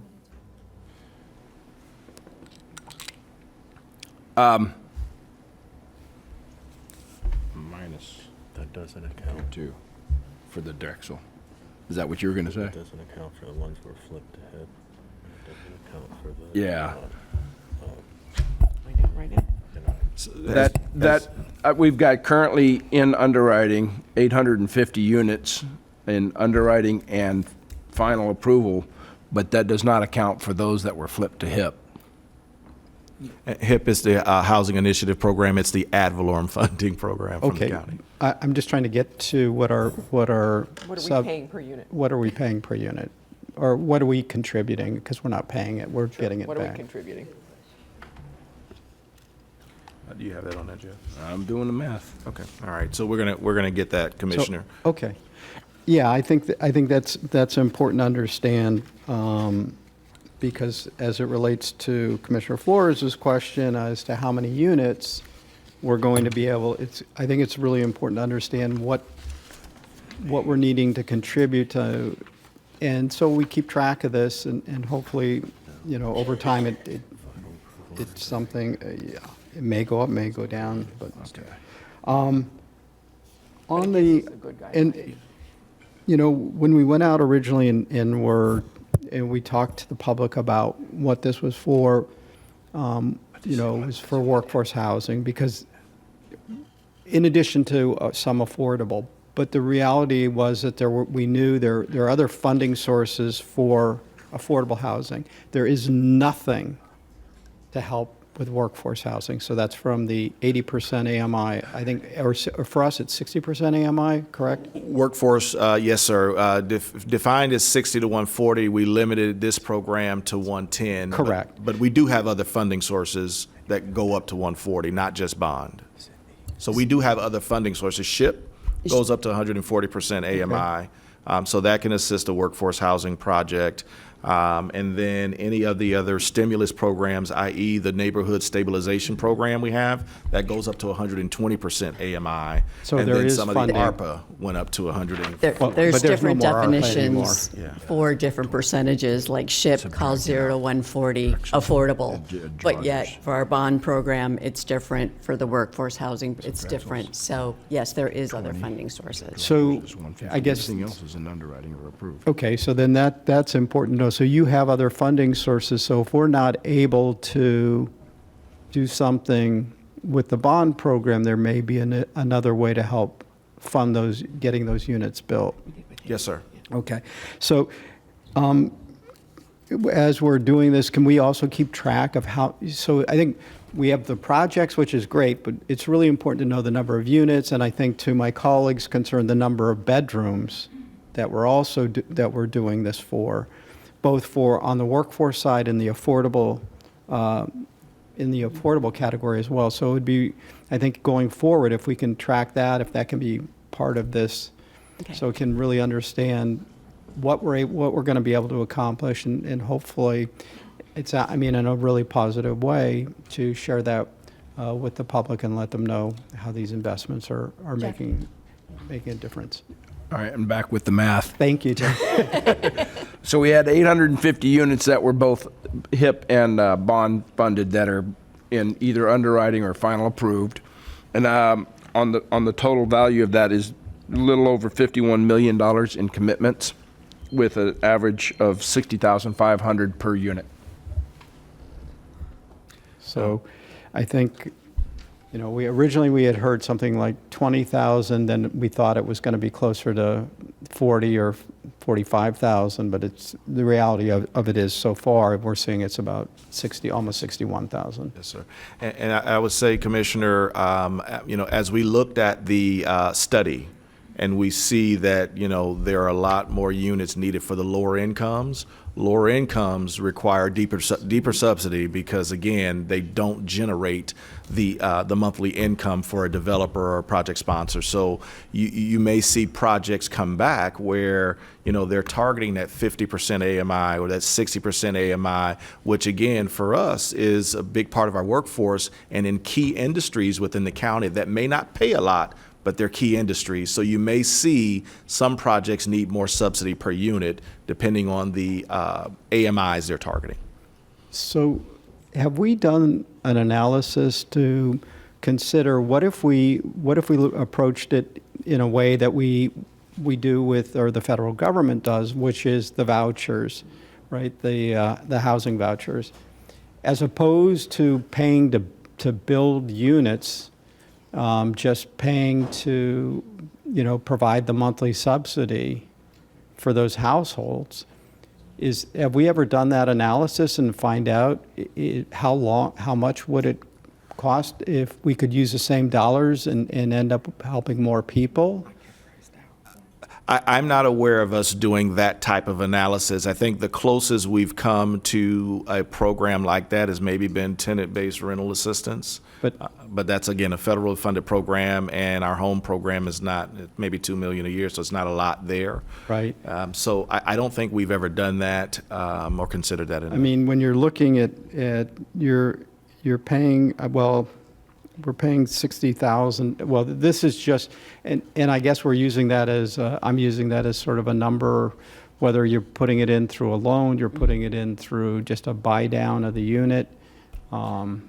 You know, would it be easier, get things done faster if we just allowed the market to build and let us just provide the assistance?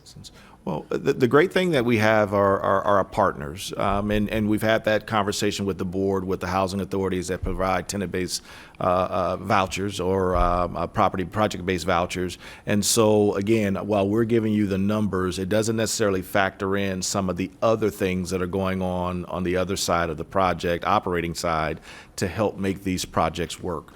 Whether they're VA vouchers, whether they're, again, housing authority vouchers, those vouchers factor into a number of the projects that the board has conceptually approved and issued final approval on. Yeah, but I mean, if you need a $300 a month, voucher to get, to make the numbers, work versus, and I don't know how long how long these, we would have to do it for, but it seems like at some point it would make sense, well, to me, it makes sense that we would do this analysis and try and understand if there's a better way to do this. We can absolutely look at that, I Commissioner. appreciate it. Thanks. Commissioner Sacks. Thank you, Mayor Marino. This is great having this workshop, and I appreciate the free flow of ideas. When you say partners, who's our partner? So we have a number of affordable workforce housing developers, market rate developers that are actually building the units. As the county, we're not the So, builders. okay, so it's private developers. You're not talking about state or federal partners. Right. Correct. Correct? Okay. And when we give a developer an opportunity to have greater density so that that developer can then develop workforce housing in another location, how many units have they developed to date? So, I got it. go ahead, Patrick. We have a math man I'm here? tagging in Patrick at this There's point. Math math. man, yeah. I'll borrow Jeff's calculator. Unfortunately, the answer varies. You've seen comprehensive plan? No. It doesn't vary. We have one number. When I give a developer, when we in the board give a developer the opportunity for greater density, and we tell this developer, we're going to do this, but you've got to build affordable or workforce housing in another location, then there's one number. How many units has this policy of the board been able to produce? Oh, if you're trying to talk about the number that are obligated through zoning and the comp plan through the course of time since the existence of the program, we're getting close to 3,500 units obligated. That's not 3,500. 3,500 units obligated. Total How obligated. many have been built? Approximately 1,700. Single-family, townhouse. We still have, and you do the math here, because 3,500 committed, Correct. 1,600 built. Ballpark, but yes. I mean, we should know. I can We get don't- the exact, we I can get should the know, exact but we number. will I'm just, know. We will I know. can get the You'll exact tell number, us. yes. So give me the math as to how many units are going to be developed soon, like within 2025? That's what we don't know. That's developer-driven. The workforce housing program, the Hold on units. just one second. I'm sorry to interrupt you, but I will interrupt you, Patrick. We give a developer opportunity to have higher density, which impacts the zoning of where that developer is building, also impacts the residents.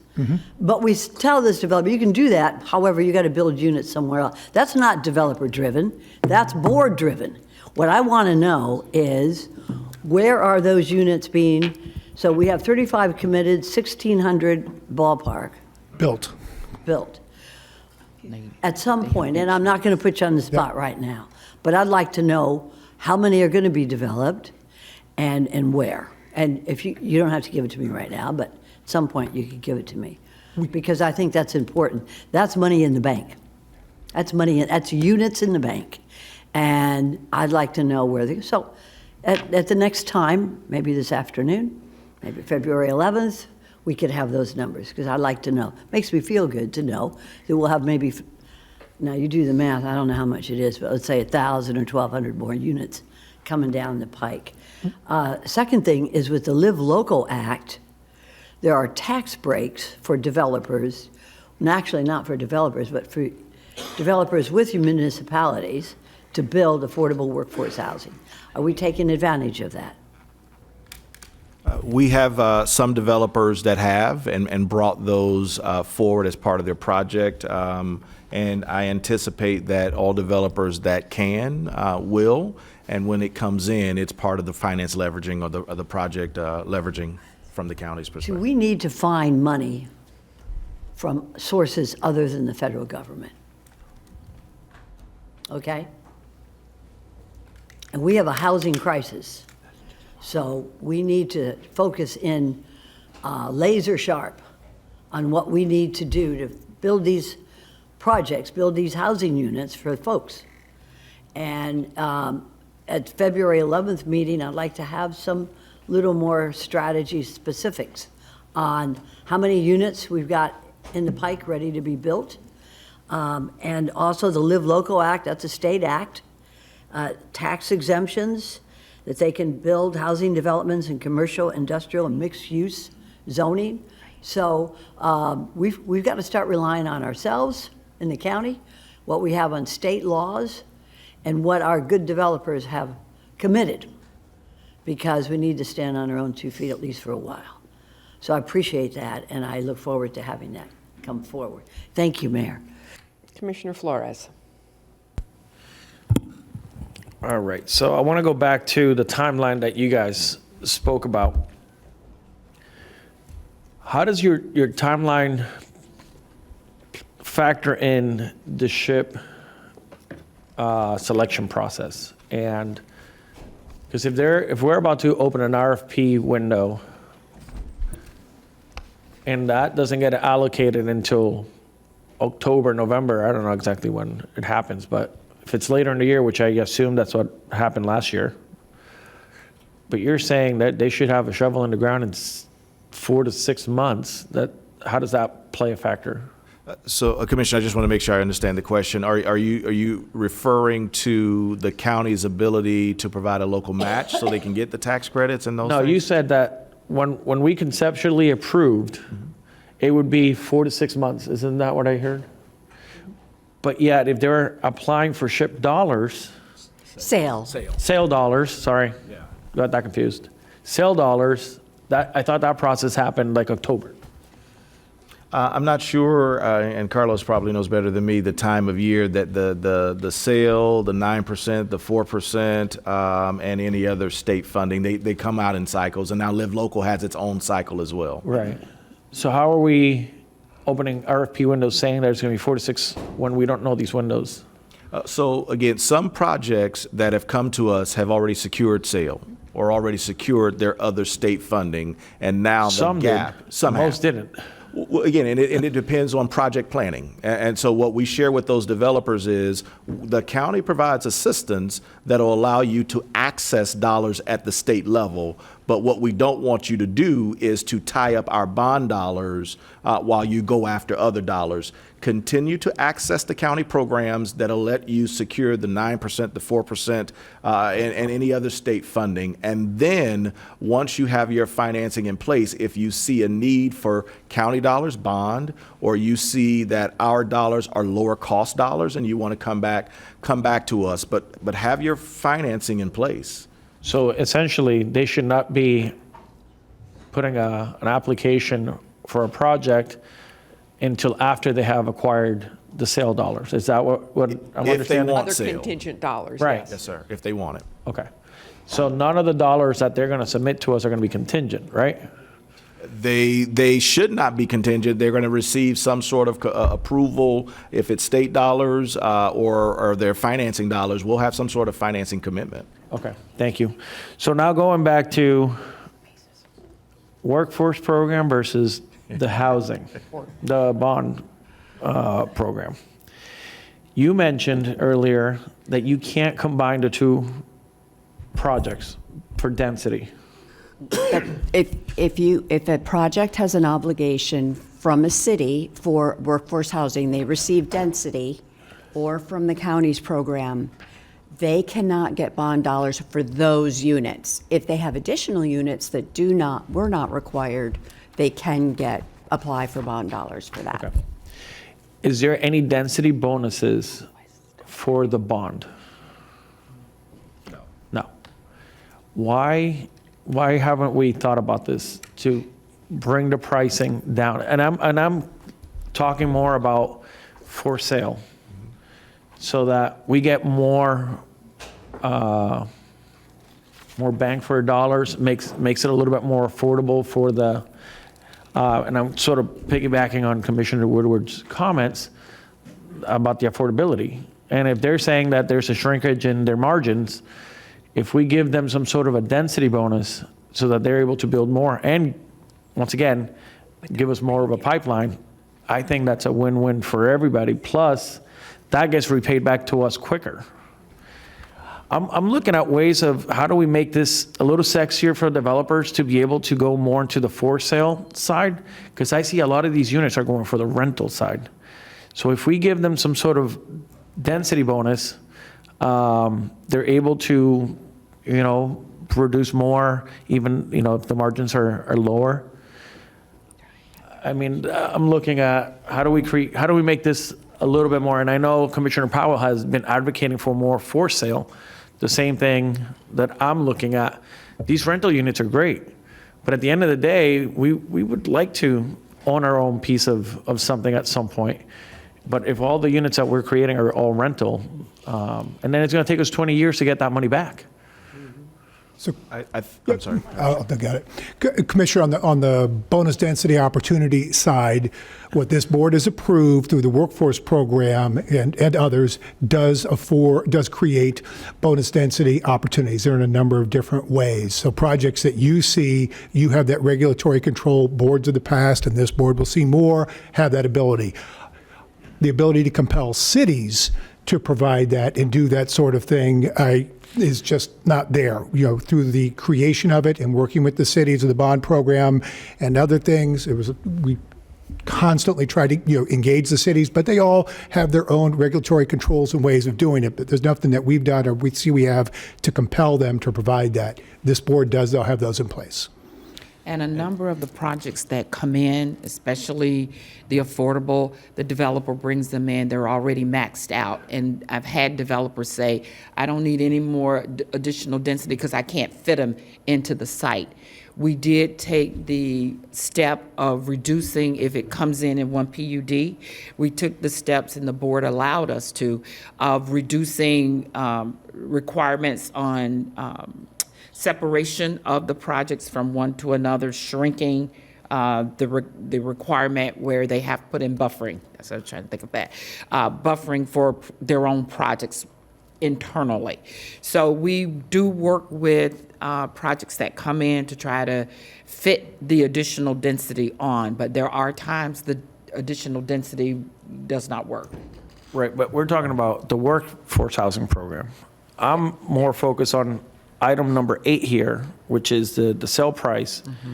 And I am, from what I understood, you can't mix, so they're not getting a density bonus on the bond, correct? For our, Yeah, they're not getting any density bonus. I'm sorry, they're not getting they're not matching bond dollars with units that are going to be created through some sort of development order, because the municipality is giving them some sort of incentive already. And so if the municipality We keep talking about municipalities, but let's say they're in the county. And so the county would be providing some level of incentive already. If through development order they're told you have to create a certain number of units as workforce, there's some sort of incentive already provided. And so we didn't want to layer another incentive on top of that incentive. Obviously, that's a board decision, but that was our initial thought. And so this way, those units will be created, and now we can spread the dollars around to help create more units. And it could be in that project. If they're going to create additional units and those units aren't provided as part of some sort of development order, we can assist those other units. I guess I'm thinking about this in the simplest form out here. And let's walk through this together. See if I'm wrong. The Valor project, how many units was that? Was that the one that was for sale? No, which one was the one that was for sale? I think it was 8 units. The Community Land Trust project? Yeah. Yes, sir. So imagine a different project, very similar, where these numbers are what we're looking at, the 454. Rather than, having 8 units, we could have given them 12 units and brought that price down a little bit. Is that not a way to arrive at the same goal? Bring the prices down by giving them a few more units? Commissioner, I could tell you that in the inclusionary program that the county controls, directly to your point of for sale, we made changes 5 years ago to lower the required percentage to provide it on site. So we've incentivized for sale, whether it's townhouse, whether it's detached or with density? Yes. They get the same incentives available. They have go through the same development order process. But if they otherwise would have been obligated to provide 20 units, there's a provision there. If they provide them on-site in the for sale product, we've cut that percentage down. So they're strongly incentivized to do it on-site.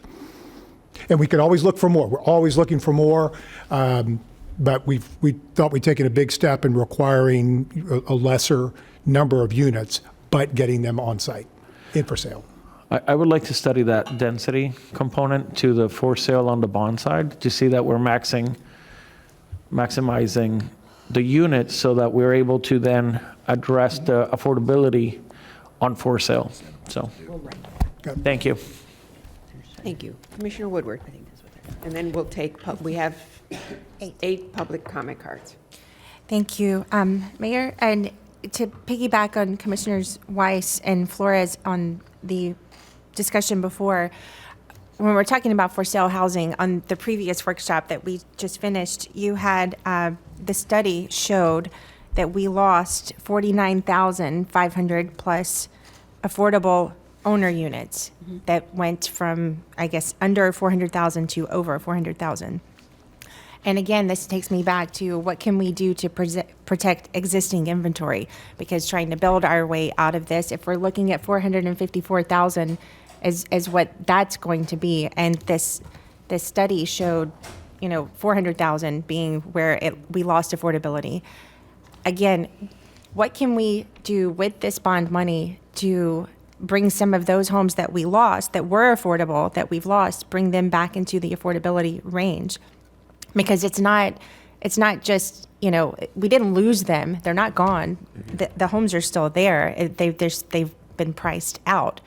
So, and this, I'm sure you don't have an answer for this today, but there are solutions out there for some of these areas. And, it was even brought to me, there, a neighborhood, I won't name it, but they were talking about, what would happen if you were to come in and buy, like maybe not buy, but do the rehab and get maybe a dozen homes in this area that would be deed restrictions. Their concern was gentrification, because what's going to happen is as these homes start selling out, someone's going to be able to buy, plow down the whole neighborhood and, rebuild, which, it happens. But there are a number of people who've lived here for a very long time and they want to continue to live in these neighborhoods. And what could we do to deed restrict some of these? If the owners wanted some help on, and we're talking, if we're spending $60,000 per unit, I mean, if we were to do, half of that to go towards what do you need? Is it windows? Is it something that you need? And this is an option for you, but now it's a deed restricted, protected home that would be listed as an affordable unit, and that would, give us these units moving forward. Just because I know we're having some of this discussion, everything has been discussed on building new, and I know that's part of this allocation process, but some of this money could be used to bring back existing inventory into affordability. And so, Commissioner, great question. So we do have the HIP fund, so we do have county dollars that we can look at. The one thing, when we do a lot of our rehabs and emergency repairs, we use SHIP. And I bring that up because if the house is valued at more than $568,557, we can't assist that house. Well, that's not an affordable house. So it has to be below that. And again, and in some neighborhoods, the values of homes have increased so much that, they exceed that particular amount. So is this just based on appraised value? Typically, we'll look at the, I'll confirm that. I don't want to give you misinformation. I think we look at the PAPA value, but I'm not sure. Okay. Administrator Baker. The other factor that I think needs to be put on the table, and this will be a policy decision, back in the day, similar to where we are now, except this is more escalated, when we had restrictions on property because we used dollars to preserve that property, they were able to just pay us back. And then they sold that home for the new cost. So the only way to prevent that in the future is not to allow them to pay it off, but it has to stay in that restricted. And that's a change in policy that we would need to bring back to this board. So a resale restriction as opposed to recapture, and in some instances, HUD has asked us to implement the resale provision. So now that home has to be sold to someone that's going to be income eligible as opposed to an individual paying us the $50,000, $60,000 back. And then they Is there a flip it to time? market. Is there a time? Is it like the 15-year that we have for this, or how does that work? It's Whatever in the county perpetuity? establishes. Oh, Whatever you establish. Thank you. All right, we're going to go with our 8 cards. And because we have been along here, and we weren't going to take cards, we're going to give you 2 minutes each. okay. We have Jack Weir, Suzanne Cabrera, Brian Finney, and Michael Schiff. First 4. 2 microphones. Good morning.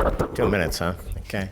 Jack Weir, Housing Leadership Council. You all received a letter from us commenting on the county's recommendations. Some we support, some we don't think are a good idea.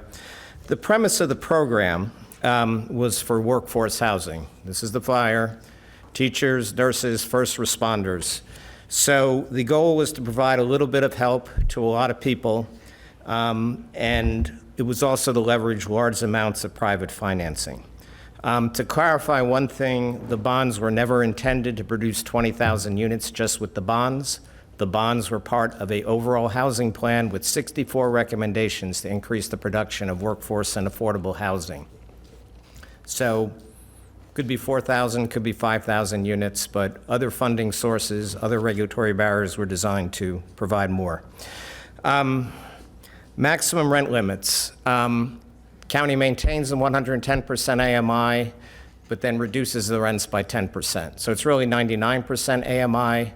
Where's that money coming from? Interest rates are the same, construction costs are the same, insurance are the same. It just increases the amount of subsidy that will be requested. So to the extent you want to get it down from 60,000, the lower rent limits go the other way by increasing the subsidy. The affordability period, workforce versus affordable, is fundamentally different. When you put bond money into an affordable deal, it is likely to be in there for the duration. On a workforce housing deal, which is essentially a market deal with a number of units set aside for workforce, those loan funds will be repaid upon a sale and possibly upon a refinancing. So those funds will be recycled. So affordable deals already have to do 50 years for under Florida housing. If you go from 30 to 50 years from workforce housing, that's a disincentive for developers to participate in the program. Guarantees. Affordable developers are used to the guarantees that Florida housing requires. Most market developers do not provide personal guarantees. They'll provide completion guarantees during construction. I'm assuming underwriting deficit is something like operating deficit. No market developer that I know provides operating deficit guarantees to a lender. They will sometimes have an arrangement with their equity investor to do operating deficit guarantees, but not to a lender. The county shouldn't be requiring more than the first mortgage lender is requiring in terms of guarantees. The other thing is the loan terms should be set.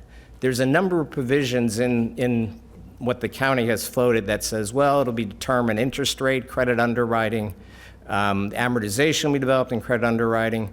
We need to know at the outset what the terms are. We're trying to attract private debt, private equity. We need to know what the cost of the subordinate debt, determine whether it makes sense to set aside a percentage of workforce units in an otherwise market project on the terms that they're doing. Thank you, Jack. Okay, thank you. Just last comment, Madam Mayor. The original suggestion was 50% workforce, 25 affordable, 25 per sale. You obviously can vary that depending on the circumstances, but I would urge you to give an opportunity for people doing workforce housing, which is market, 400 units, 80 units, 20% set aside to participate in this program. Thank you. Hi, Suzanne Cabrera, President and CEO of the Housing Leadership Council. And also to go back to kind of the origins of the bond issue, this was promoted by the Housing Leadership Council and really supported by the Economic Council, because that's our mission, increasing that. So the county couldn't promote it, so we were happy to take that over, but now it is the county that has to make the rules for it. And it really was not meant to be $200 million for 20,000 units. The 20,000 units units came from our affordable housing study that was conducted and finished in 2019. And where we came up with that number is between 2010 and 2019, we didn't build 20,000 units and didn't catch up. We had very low production at that time. So that's where 20,000 came from. And the bond was proposed as a dedicated gap funding source. And originally in 2020, it was going to be $150 million for water, $150 million for housing. And that was led by Commissioners Bernard. Just go over that. That's not important. Okay, but so that went away and we started again, and the 200 million came basically from Mac Bernard telling us that's what I think I can get. So just to be clear, we have to implement the Housing for All plan to get 20,000 units, which, as Jack said, had 64 different strategies. So I just want to put an end to the 20,000 units out of 200 million. And I think it's important that we work together on this. Housing Leadership Council is keeping track of the units produced, proposed, underway, and completed. We have Christina Romulus hired to do that. We are meeting with Palm Springs to assist them at their March meeting in coming up with workforce housing. That's really what we do. So any way we can be helpful for this, I feel like we've kind of been left out of it, but we're here to help in whatever we can do. Thank you. Sir? Good morning, Brian Finney, Senior Vice President of the Housing Trust Group. My first statement is that generally we support staff's recommendations. I think this is an evolving process and this is just one step. I think there needs to be a few more steps. But just a couple of quick comments. Commissioner, about home sales in low-income communities, 3 factors: interest, cost, and insurance. A lot of people do not qualify because of insurance costs. They're escalating. That's affecting people. My second point, there was a question here about live local, and I think the suggestion was that you were looking to fund deals, sale. You were looking to fund deals that had already had their sale approval, and then you would come in and fill a gap. I think that was, and I think it was a consensus here. The problem with that, not unless I'm wrong, maybe you can research this, but Florida Housing and Sale programs only fund fully funded projects. So if I'm funded by sale, I have a fully funded project. So why would I have to come back to you? Not unless it's some extraordinary circumstance. Now, I may be wrong. You can check into that. So my last point, and some good news, and I thank you for your direction. On January 24th, Florida Housing approved Drexel's application for 188 units through the Sale Live Local program. It's an $80 million project. Your investment of $13 million has leveraged that on a 6-to-1 basis. So we got $80 million. You gave us a $13 million investment. I'd like to thank staff. In fact, I'd like to thank the board because y'all directed us to apply to the Live Local program. And we did that. We followed the direction you've given us. Now we'll need some more help to get it across the line, but we've done what you asked us to do. And matter of fact, Union Baptist, which is another project that's in underwriting now, is one transaction out. So that probably will get funded too. So it looks like we have a chance to get 2 deals funded. Thank you. Commissioner Flores, your light is on. You know where I'm going. I'm hearing 2 different things. Which one comes before? The bond or sale? We need to figure this out because it makes no sense. He's telling us one thing, you're telling me another thing. To me, I don't mind conceptually approving this and then issuing the bond later, but we need to know what we're doing because we're hearing 2 different things right before us. Are we pre-approving conceptually first, having them go to sale, and then issuing the bond? Or is it they go to sale first, then they come to us? We need to figure this out. So Commissioner, from a developer's perspective, I would say they're going to want access to any dollars they can get. And so if the county has a $200 million bond, yeah, I would want access to that. But my comment is that if they need to secure the county's local match requirement in order to access funds at the other level. We've been doing that way before the existence of a bond program, so we have dollars to do that. What's attractive about our bond program is that you're looking at it, if you're a nonprofit, you're looking at a 0% interest rate, and if you're a for-profit, you're looking at up to 3%. And so there are attractive things about it, but then the other side of that is, are we going to be issuing bonds that taxpayers are paying on before we know projects are funded? And that's kind of... So that's not my question. My question is, I'm okay with them getting sale, and I'm okay with them getting bond. Because at the end of the day, I need units. So I'm okay with them piggybacking on each other. My question is our timeline, which is my original question when I spoke earlier. If they're not going to get approved for sale dollars because they don't have their fully, funded program, then I don't want to... You see what I mean? The timeline then is off. Now we went off tracks. It almost died. Now, I did understand from a project that we approved, I think it was related, one of them, they had already gotten sale money, and then we approved. So I'm trying to understand which timeline is accurate. They go to sale and then bond, or bond and then sale? Do you understand what I'm trying to ask? Yeah, no, understood. Commission, Mayor. Sure. Because we've been doing this for a while, if we utilize other funds, if we've got other funds available, then we don't use those bond dollars as match requirement to say to a developer, here's your match dollars, go to sale and find out. If that occurs and they get approved, and we can switch those dollars out later where it might be more conducive for the bond, we might be able to get a few more units if we give them the bond, then we switch those dollars out.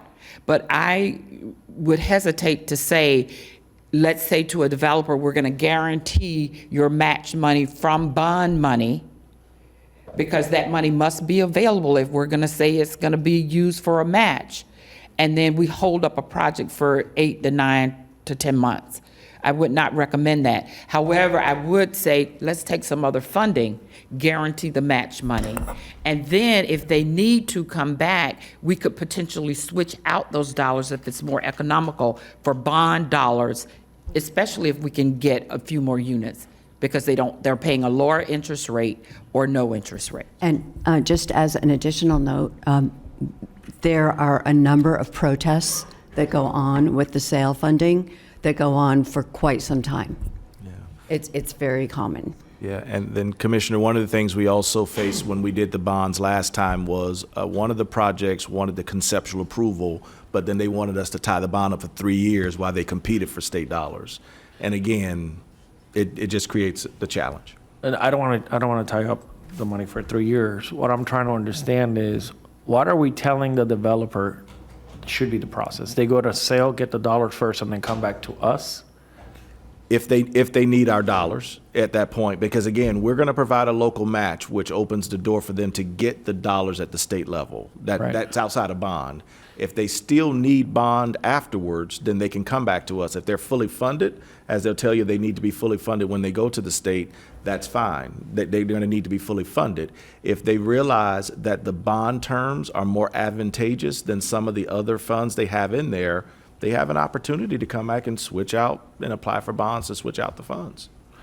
All right, well, I just want to make sure that they understand what you're asking them to do, and that our pipeline is not going to dry up.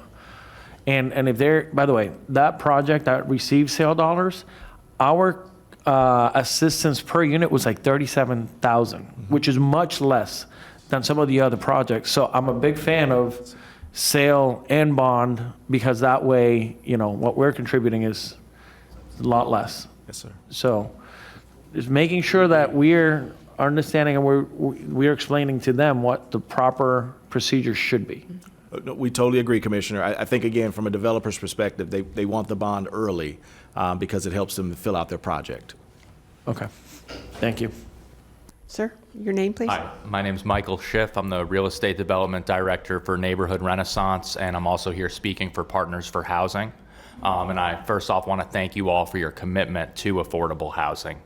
I want to discuss in terms of affordable rental units. This is what we do as developers, and we meet the needs of the population defined in the study, who are the folks most in need. And we believe that the real gap exists for 80% AMI and below. And that's our position, that that bond fund should be used to meet that 80% AMI and below need. There's no shortage above 100% AMI. In fact, there may be a surplus. So it's really the 80% and below that we're looking for. So that's the real point I wanted to make. In addition, we believe that the minimum cap on the bond for affordable rental units, it can't be lower than 25% or it's not going to work. So I just wanted to come today for Partners for Housing and the nonprofit developers around and let you know that's how we're feeling. Thank you. Thank you very much. We have Cindy LaCourse Bloom, Dan Waleski, Mitch Rosenstein, and Francisco Rojo.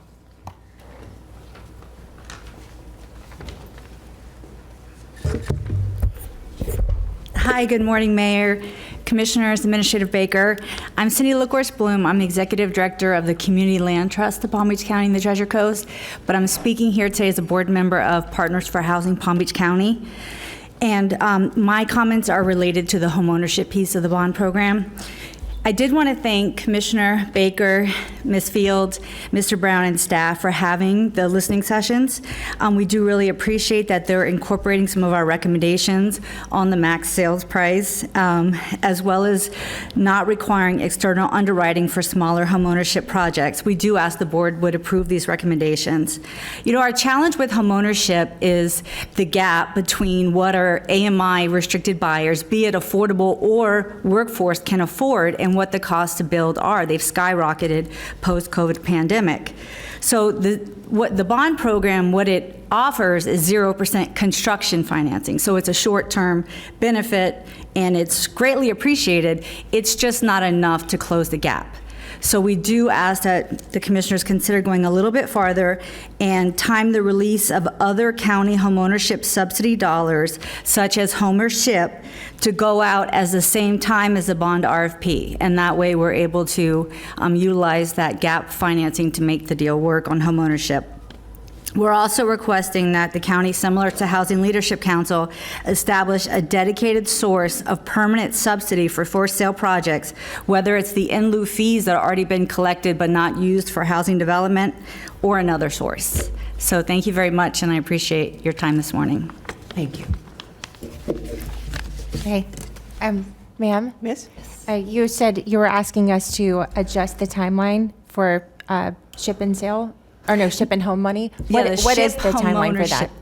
The SHIP, I'll let the county staff speak to that, but I'm referring to the SHIP homeownership development subsidy that typically comes out maybe once a year at different times, as well as the federal programs that the county puts out, which is the home dollars for homeownership development and the home CHODO. So their timeline, I'll let them speak to. It just doesn't always come around the same time. Last year, we were lucky that the housing bond for ownership came out right after the home CHODO dollars, so we were able to utilize those together, but it's not always going to be that way. So that's what we're asking for it to be considered. Okay. Hi, Dan Waleski. I'm Vice President of Sun Foundation. We're a not-for-profit developer of affordable housing. We'd like to thank you, first of all. Waterview Apartments is one of the projects that you previously approved for funding. That is moving forward, 140 senior units. 100% of them are affordable, and 40% of those units are actually for extremely low income, people making less than 30% of the AMI. So that's a great project that you funded. We received a total of 25%, but part of that came from the bonds and part of that came from the HIP funds. So we're one of those that required that. We have additional projects that are in the pipeline, one of which is very close to what we're doing now, very similar, 140 units, senior. We're hoping to get that to shovel ready before you have this next application cycle, and we're looking to come back to you to replicate what we're doing on Waterview Apartments. But I want to clarify, our pro forma needs 25%. We can be fully funded with sale we can be fully funded with 9% tax credits. Our plan is to apply for both of those. If we win them, we don't need your money. And I think that you have to understand when you talk there's this idea conventionally in development, you want to leverage a lot of capital stacks together, and that's great. It ends up requiring less money per unit from the county to do that. But you have to understand that those two programs, and Live Local as well, the third one now, there is a bottleneck in that process, which is the county tally. So they're only going to fund a certain number of projects in Palm Beach County because they want to disperse it throughout the state. Our position is that you should not combine these together, and that rather what you should do is if we get sale or 9%, we're fully funded. We're going to be very competitive in those applications. Someone who might be less competitive, who receives an award from you, could literally take our spot by where we would have been more competitive. And now all you've done is instead of us getting the full 25% that they need, they're getting 15% because you're giving them the 10%. And we find that to be contrary to what your goals are. So our recommendation would be, we need the 25%. And right now that's not on the table in the current recommendations. What we'd like to see is a 5% bonus to get to that 25%. If you have applied for sale or 9% and got a bad lottery number, provide a bonus to us. So we go first, we're going to try and get the money from the state. If we can't get that from the state and we come to you, all we're going to ask you to do is match what the state would have provided us if we had gotten a better lottery number. We think that system encourages people to go after the state money first. If they're not awarded it, they get a bonus here. It also, by qualifying for the state program, the state's going to verify that it meets all of the different criteria. You'll see that in the scoring. We think that's a win-win. Thank you. Thank you. Good morning. My name is Mitch Rosenstein. I'm a principal of Green Mills Group. I'm also speaking today on behalf of our joint venture with UCC Church in unincorporated Palm Beach County. The name of that development is Peace Village. A little bit of history about that, and it might give you some perspective as to why this is so hard and why we have this chicken and egg problem. It took about a year and a half to get that the church property rezoned. There are material partner, 51% owner, co-developer. It took about a year and a half and about $150,000 to have that site rezoned. And that's not because of lack of effort on the part of staff. It just took that much time. We can't even apply for subsidy until we are zoned, until zoning is right. The point is that these partnerships take years to come together, so we applaud your efforts to codify a process. A little bit of, I did some extrapolating. You, Commissioner, asked a question about whether there's a per unit subsidy.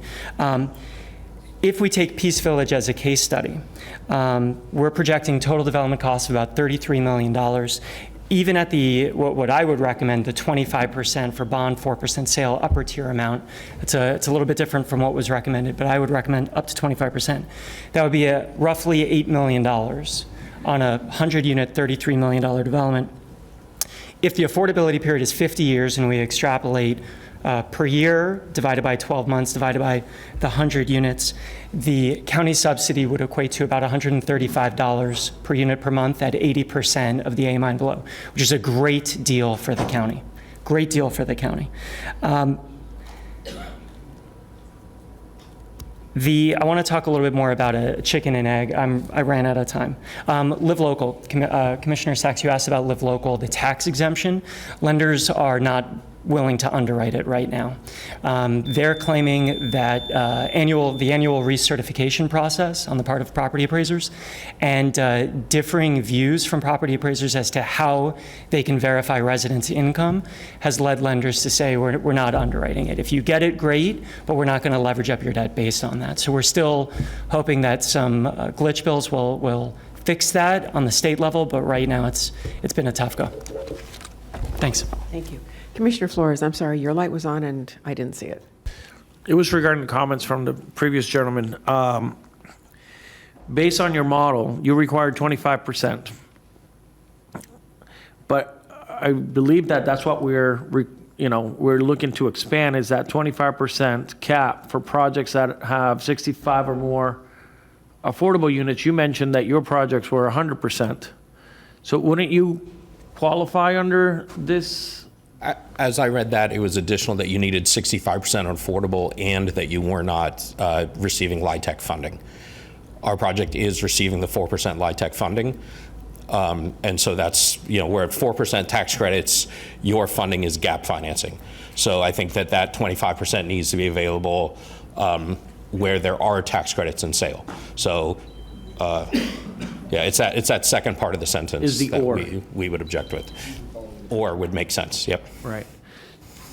So couldn't we, I'm going back to my tiered approach. If they're willing to do 100%, couldn't we remove the or in that circumstance? So Commissioner, and so we're bringing back these recommendations. It's up to the board. We've taken into consideration industry conversation. We'll have some that says if you get the 9% or the tax credit, you don't need any more county assistance, and then you'll get others that'll say no, but there's still a deficit. So we thought a tiered approach would work, and now again, it's either fine tuning it now or let's see how it works, and then we can come back to the board and ask for tweaks and changes to it. Okay, I am in favor of the tiered approach, but with different opportunities. Because if, to me, getting 100% affordable project works too. Yes, sir. So I want to see how that tiered would look like before we commit to approving it, but Yeah, so, Does that make sense? No, it makes sense, Commissioner. So again, it'll just be a question of whether or not we want to allow projects with bond financing or the low-income housing tax credits as part of the 25% cap. We were trying to keep in mind that the board preferred 15, and we were trying to create some exceptions or opportunities for the board to go beyond 15. And so these were the recommendations we thought are good to be considered. I do like the 15%, which is why if we're going to give more, I want more units online. So which is why I'm saying if it's 100% of the project that's going to be affordable for people, then I'm okay with it. That's my reasoning for, given 25%, because 100% of the units are going to be affordable. Yes, sir. So. Commissioner Sachs? Thank you, Mayor. And a quick question. Well, the gentleman who came up about, you can stay there. Would you come back and see me in my office during break? Because I want to talk to you about property appraisers. If we need to contact the main director of the property appraisers for the state of Florida to make sure that state law is applied, let's do it. Okay, before session. Thank you, Mayor. Appreciate it. You're welcome. Sir? Hi, good morning. My name is Francisco Rojo. I'm Vice President with Landmark Companies. We've developed about a little bit in excess of 600 units of affordable housing in Palm Beach County. We are just finished, we just got a CO on a development that's very close to you here in the Westgate CRA. That's 106 units of elderly. We started, that has some county funding, so thank you for that. That started construction in '23, and we just got a CO in December of '24. I am here to speak about the point that was just spoken about, which is the second bullet point there on number 1, the 20% cap on projects with Florida Housing with HFA bonds and 4% credits. I want to echo the comment that the 20% does not work. We have, in the workshops, I've advocated for 25%. I think that the comment that the commissioner has made about having it be 100% affordable, I think that's right on point. When we look at the issue of developments that have 9% credits and sale funding, the sale funding that Florida Housing allows, it has subject to leveraging and other incentives, but it's not unusual that a development with sale funding will have 15 to 20% of its project cost funded by sale. In some instances, greater than that. So if all of a sudden we have the same affordable development, one has sale, and the sale is 15 to 20%, that development can get 15% from the county. Now we have that same development, it doesn't have sale, that 15 to 20% is gone. But the limit is only 5% higher, that project is not gonna move forward.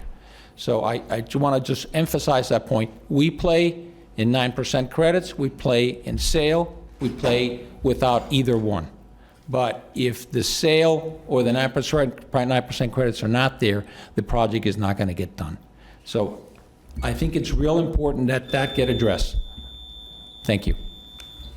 Thank you. Commissioner Sachs, okay, Commissioner Woodward.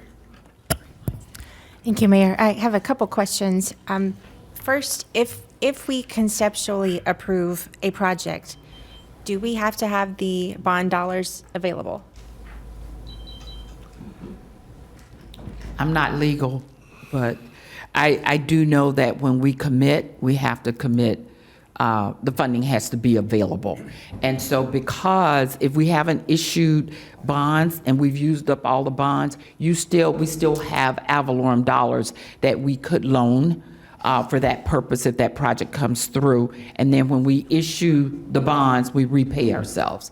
And I think I got Mark was here. But yes, that's what I've been told. We can repay ourselves. And so we will have funding that we could do that if projects come through and we're ready to roll without issuing the bond. Okay, And Commissioner, there may be a distinction between the conceptual approval and the commitment. Definitely need the funding in place at the time of the commitment. So there would. The commitment would be after the underwriting. It'll be after the underwriting, yes. Okay. When we're finally approving it, you Right. certainly need the money in place. When you're conceptually approving, you don't necessarily have to have it. Okay, because we have. But I want to make 52 sure we're million. all on the same page, because we've been talking about SHIP funding, and for many decades, when a project is going for 9% or 4%, whatever they're going for, they come to us for a letter that is included in their packet to the state that says the county will provide the matched funding.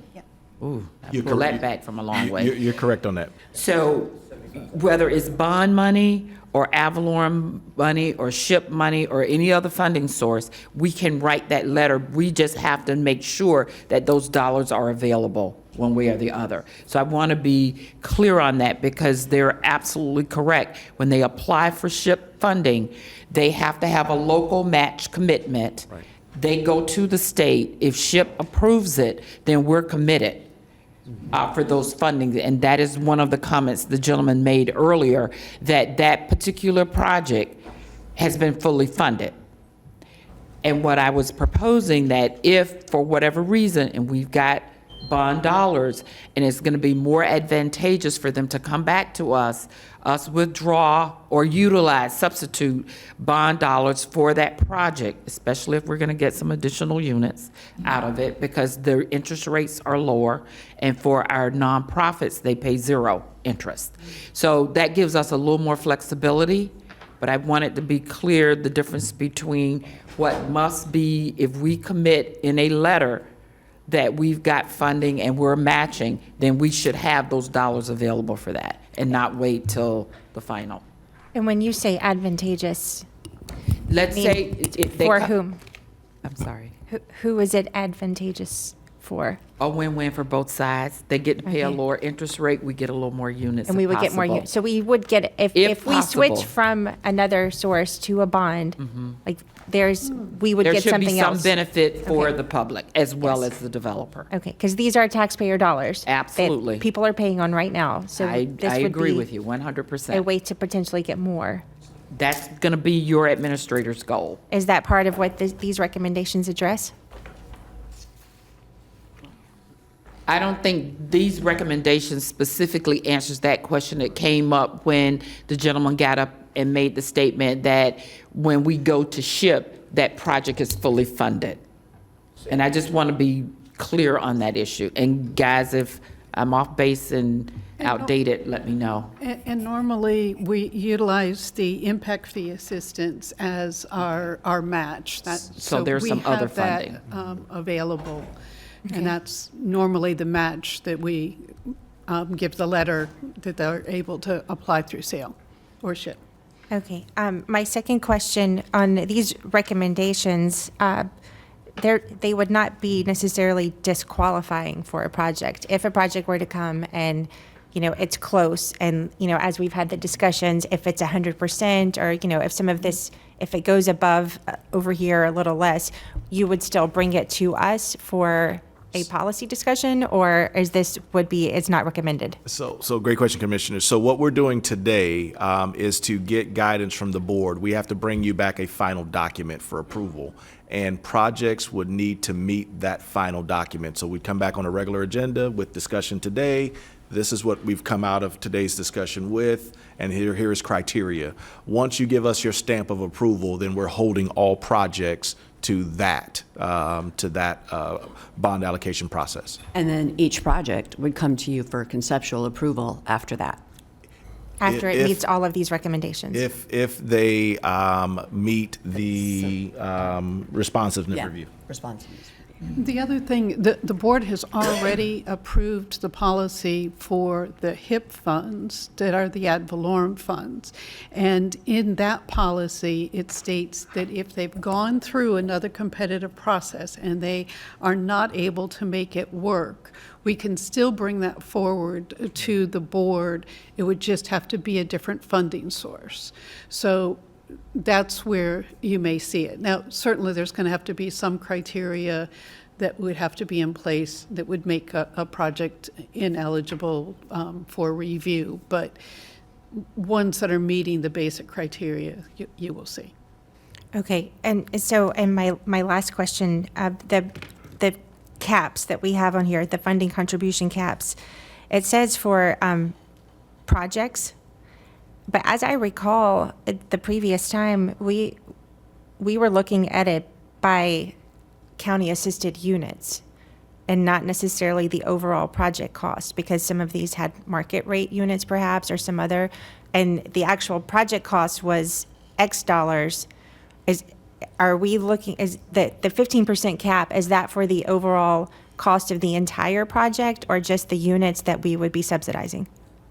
That is for the overall development project cost, all units included. It was our understanding that the board did not want to commit more than a certain percentage of the total development costs. So do we have a minimum number of units that have to be part of that project? Because if we're doing 15% of a 100-unit project and 10 units are considered workforce, I mean, I don't want us to be doing a 15% cap on something where we're not getting the right number of units. I will. Which is where I think the question about the cost per unit that we were subsidizing comes in, because if we're going to do a 15% cap for a project, that unit subsidy could vary wildly depending on how many units they're providing. Yeah. The board absolutely shared with us concerns when we saw per unit costs being high. We will, as part of our final recommendation to the board, we'll look at some sort of per unit cost to include in here. As well. I don't think we received any recommendations from industry on that when we had the conversations, but we do want to make sure we present you something that is as consistent with what you've approved. And so if you have a thought on what you want that to be now, we'll incorporate that in the final, or we can bring back a recommendation. Because I do agree with Commissioner Flores, if we have a one coming in for 100% affordable, and we're putting a cap on it, but we're not actually putting a minimum requirement on another one for 15%. Find it.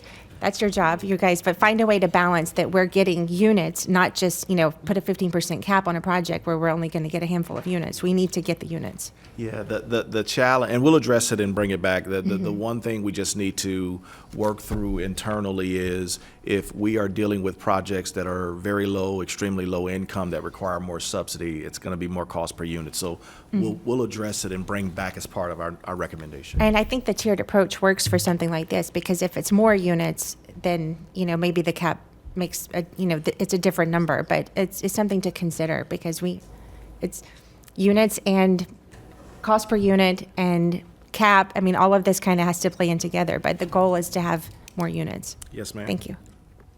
Commissioner Flores. Going back to the chicken and the egg. So we heard that SHIP, you need to come before and get it approved from us so that then they can go to the state. Sale. So what are we saying? It's sale, not ship. I'm sorry. State ship is. She said SHIP, but. I know. Okay, so That ship is. I just want to make sure we're All straight. right, so, listen, folks, I don't have a problem conceptually approving something. What I have a problem with is issuing a bond, paying taxes on money that's sitting in the bank, doing nothing. So I just want to be fair and transparent to the developers, the people that are applying for these dollars, what is the proper procedure? Because you just said when we use the 9 and the 4% program, they have to be conceptually approved first. And as soon as they approve that program at the state, then we're on the hook. So then we have to technically conceptually approve the project first. But yet we told earlier said, oh no, you have to go to sale first and then come back. Well, that's why I say, Commissioner, it's really, it's going to be up to how that developer submitted, because as you said, you've seen projects that have come through that have already had sale. Right. So we know that can work, but from a developer's perspective, some of them may want to get the bond dollars first, whereas what we've been sharing with them is, no, we don't want to tie up the bond dollars. Go ahead and let us get the local match. If you need a local match, let us do that. Present your project to the state and then come back to bond dollars, so we're not paying on bond dollars that have been drawn down and we're waiting for a project to get fully financed. So they have to magically come up with $15 million in the meantime, go apply, and then come back to try to see if the 15 million is still, and I'm using the 15 million as an example. Not necessarily, because what we're looking at is the local match, and the local match is not necessarily from the bond funds. We use other funding sources when we write those letters that there will be a local match. One of the primary areas that we utilize now is the impact fee assistance that will provide for the local match. So they don't need a bond commitment in order to have the local match to apply. So you're saying that for- then they would have to apply for a different program through us, no? They would follow the typical process to get a local match, whether it's from the county or the municipality that project's going to be in, or the CRA or whomever. So they would do that, and then after they get the sale money, then they would come back and try to see if the bond would fit. If they need it. They may not need the bond. What we're saying is that the bond is probably more advantageous, because if you're a nonprofit, you have a 0% rate, and if you're a for-profit, you have up to a 3% rate. If the repayment terms of our dollars are better than the traditional lender, then they may want to come back to us. But if they're equal or not as good, then they may not want to come back. Because again, if you get sale, then you're probably looking at a 1% rate. So there may not be much of a difference there. Listen, I guess where I'm coming from is I want to be fair to these folks. These folks are stakeholders in the county. And I want to make sure that their process is as efficient as possible. We also have to be fair to them, because at the end of the day, they're the ones building, they're the ones coming to the table. We're not developers. We're not doing any of that. So we need that partnership, and we don't want to make them jump through all these hoops. So that's where I'm coming from. I just want to make sure that whatever timeline and program we develop is fair for them, and it's a smooth process in a process that's not very smooth. Does that make sense? It does, yes, So sir. that's where I'm coming from. I'm trying to protect them as well. Yes, Thank sir. you. Yes, sir. So, and just a final thought. So, Commissioner, again, we will have programs that would allow them to get the local match. The bond will be gap financing. If they need an additional source of gap financing, then they could look at the bond. But in order for them to get the local match, the county has and has always had a process in place for that. So it's not contingent on bond dollars. And what if I may, what you're saying is that if they get the sale dollars, they come back to us, they can actually then, our local match can be changed for bond dollars. And then that local match money goes back into the pot that it is, and they get bond dollars. Is that correct? That or That's a possibility, Mayor. Again, we'll bring that back to you, but it needs to be advantageous for Correct. both. It needs to be Correct. advantageous for the developer and us. If we can squeeze, because now they don't have to pay additional higher interest rate, can we get a few more units out of it if we're going to switch out the bond dollars? Right. And if we're using the bond dollars, then we are opening up the other dollars for other projects. Correct. Okay. Commissioner Weiss. Thank you. I just want to get back to what Jack was talking about. As we know, only the county and I believe 2 municipalities have inclusionary zoning as of today. And so what he's talking about was getting these units in market rate complexes, getting some of them set aside as workforce. We haven't really seen any of that come through yet. Not yet. I want to know, and Jack, if you, I mean, you were starting to tell us what we needed to do, but to get into these complexes, and, you know, whether it's 8 or 10 or whatever we can get, that, I mean, that's how I think is a big part of this, but yet we have never touched it yet. And so when you come back, I'd like you to meet with Jack and let's look at if there's any policies that, or tweaks that we need to make to this so that we can in fact see those kind of opportunities. Everything else is, I mean, the amount of subsidies and everything, which we need to do, but that's really the low-hanging fruit. These other things are big lifts. These people are going to build these complexes regardless. And they're well-financed, they're well done, but yet we don't have an opportunity to get folks living in there. So I really appreciate when you come back, you can look at that and bring us back how we might be able to make that a part of our reality as well. Yes, sir. Commissioner Sachs. Thank you, Mayor. Do you all need water or coffee or anything? Good. I know you need lunch. But thank you for this. This is very, very important. Thank you, Mayor, for allowing us to have a free flow of conversation about this. This is complicated, but it's very, very important. When you come back, I don't conceptually approve, I don't know, we're far from that right now. I want to know how many projects, how many units, and where they are, and who's developing them from our developers who we gave that opportunity to have higher density for building workforce and affordable units. I'd also like to know the number of units, how we are going to fund this in the future using local funds without asking the taxpayers for money. So these are the issues that need to be answered before you come back again, because this is not getting any easier for you, for the developers, for the people of Palm Beach County. And we have to do this. We have to do this now. So I welcome that information. Thank you again for the work. Thank you. Commissioner Woodward. Thank you, Mayor. And just to try to, in my own mind, close the loop on the sale conversation from before. If we write a letter for a local match, what are the repayment terms on those funds? If it's impact fee assistance or HIP or whatever those funds are, what's the repayment on those? So the board has approved criteria and process for impact fee assistance, so we'll follow that. I don't, Carlos, you may know that. And the same thing, the board has approved a local housing assistance plans for the use of the state funds, and so there's a process for that as well. With impact fee assistance on a multifamily project of 100, 120 units, it'll typically be a few $100,000. It's for roads, parks, and public building impact fees only.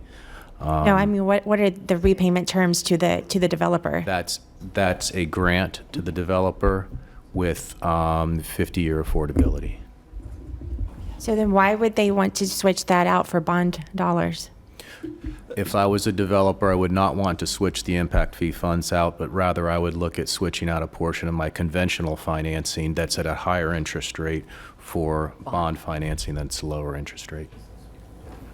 And that could create an opportunity for us, as Ms. Baker was talking about, whether it creates more units, or now if they're going to get a lower interest rate, they can reduce the rental rates in the units that they're committed. So it creates opportunity for one or two things if they were to come back and seek bond dollars. But again, it has to be a win-win situation. It can't just be them borrowing bond funds to lower their interest rate. the public has to receive some additional benefits, and those additional benefits would be additional units. If they're not willing to do that, they're set. They move forward.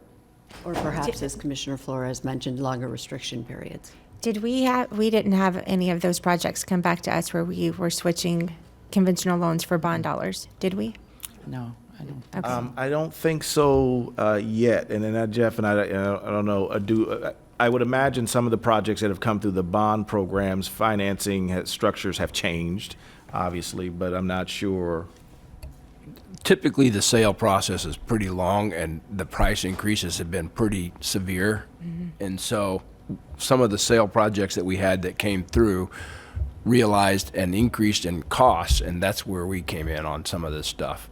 You'll generally see a lot of the ones that we had where we provided bond funding in addition to sale, it's pretty low compared to what the other requests were. So there might have been a little bit of substitution, but not much. I think a lot of it was just increases in cost because of the long process of the sale process of getting funding, which is another reason that, we like the sale to be done, because it's typically a longer process to get sale money. And so. Okay, thank you. Commissioner Flores. So I want to go talk about the tiered approach. It seems like we keep sort of touching on this, and the administrator keeps saying, as long as we're going to get more. So I want to make sure that when we do this tiered approach, we include that in the 20%, whatever that more percentage is. I know for the 25, you guys sort of already include, it has to be 65% or more. So I don't know what the board is considering, but if we're doing 65 at 25, then the 20 should be like 50%. And Commissioner, we use 65% because that was a recommendation that came through our Commission on Affordable Housing, that if we're going to expedite permitting of projects, that at least 65% of those units must be affordable. So we can use that same 65 for the 20% cap, because again, at that point, then if it's an unincorporated, we can expedite the permitting of it. Okay, so let's roll with that for right now, and let's get some feedback from the other commissioners. And then for affordability period, I think it should start at 50, at the 15%? And then 20%, we go 60? And once again, I'm just putting some numbers out there so that we can discuss. And then if you're going to do 100%, we could remove the sale requirement if you're going to do 100%. Yes, sir. We'll bring that back as part of the final recommendation. I think there are some questions at the end. Okay, question for you. Yes, ma'am. What are you looking for us to do today for you? Great question. So we wanted to make sure by presenting the recommendations that the board gives us their thought, their input. So now we can come back, we can prepare a final bond allocation process to bring back to the board for final approval. So we're hearing the recommendations in terms of affordability period, what to do on caps if it's 100% affordable. So we're hearing those thoughts. I know Commissioner Woodward, you were talking about the for sale. So we're listening to all of that. We're going to bring back a final document for board review and approval. Okay. Go ahead. Thank you. Mother Mayor, could you make sure that you give us this information before you come to the board? This way we have an opportunity to review it so that we don't take valuable time on a board hearing. And then we can ask you questions individually before the session. Is that okay, Madam Mayor? That's perfect. Thank you. Commissioner Flores. And the last piece is I want to include Commissioner Woodward's comments regarding how much assistance we provide per unit. Yes. So I don't know I know you mentioned that the more we subsidize, the higher that number is going to be, but I do want to include that into that tiered approach, but I don't know what that is going to look We may like. bring back a tiered approach for that as well. Thank you.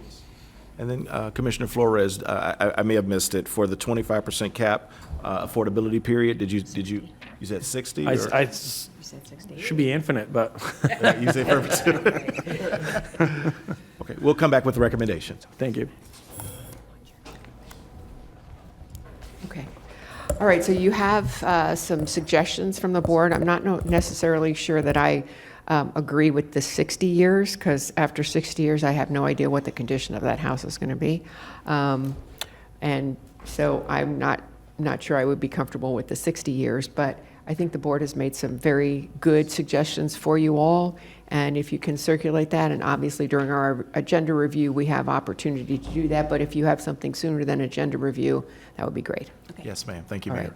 right. It is 12:22, and I think I've got a group of hungry folks to my right and to my left, especially to the left. And so why don't we come back at 1:45? 1:45. Thank you. Thank you.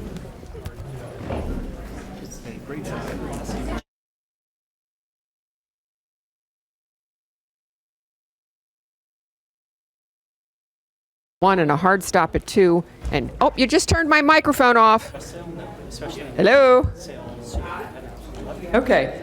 You have a hard stop, you have a hard stop, which means I actually have two requests that have to be approved, and we have to have a majority for those for off-site proclamations. Does anyone have any, okay? Okay, so appointments don't need approval, but go ahead. So I have two. Staff, hold up, staff, don't leave. Commissioner Woodward, would you make these for me, please? On behalf of the mayor, requesting an off-site proclamation recognizing the United Way of Palm Beach County's Volunteer Income Tax Assistant Program and the 50th anniversary of the Earned Income Tax Credit. All in favor? Aye. See that it carries 5-0. And secondly, requesting an off-site proclamation honoring the 40th anniversary of the Mardi Gras Fine Arts Festival. Second. All in favor? Aye. See that it carries 5-0. Commissioner Weiss, you said you had a... Yes, I'm going to be appointing Christopher Kammerer to the Zoning Commission. Thank you. And I don't believe we have any, oh, you don't need a second for that one, but good. Anybody have any comments that need votes on? Because I don't think we're going to have a quorum this afternoon. Okay, so we are now going to lunch. We'll be back at 1:45.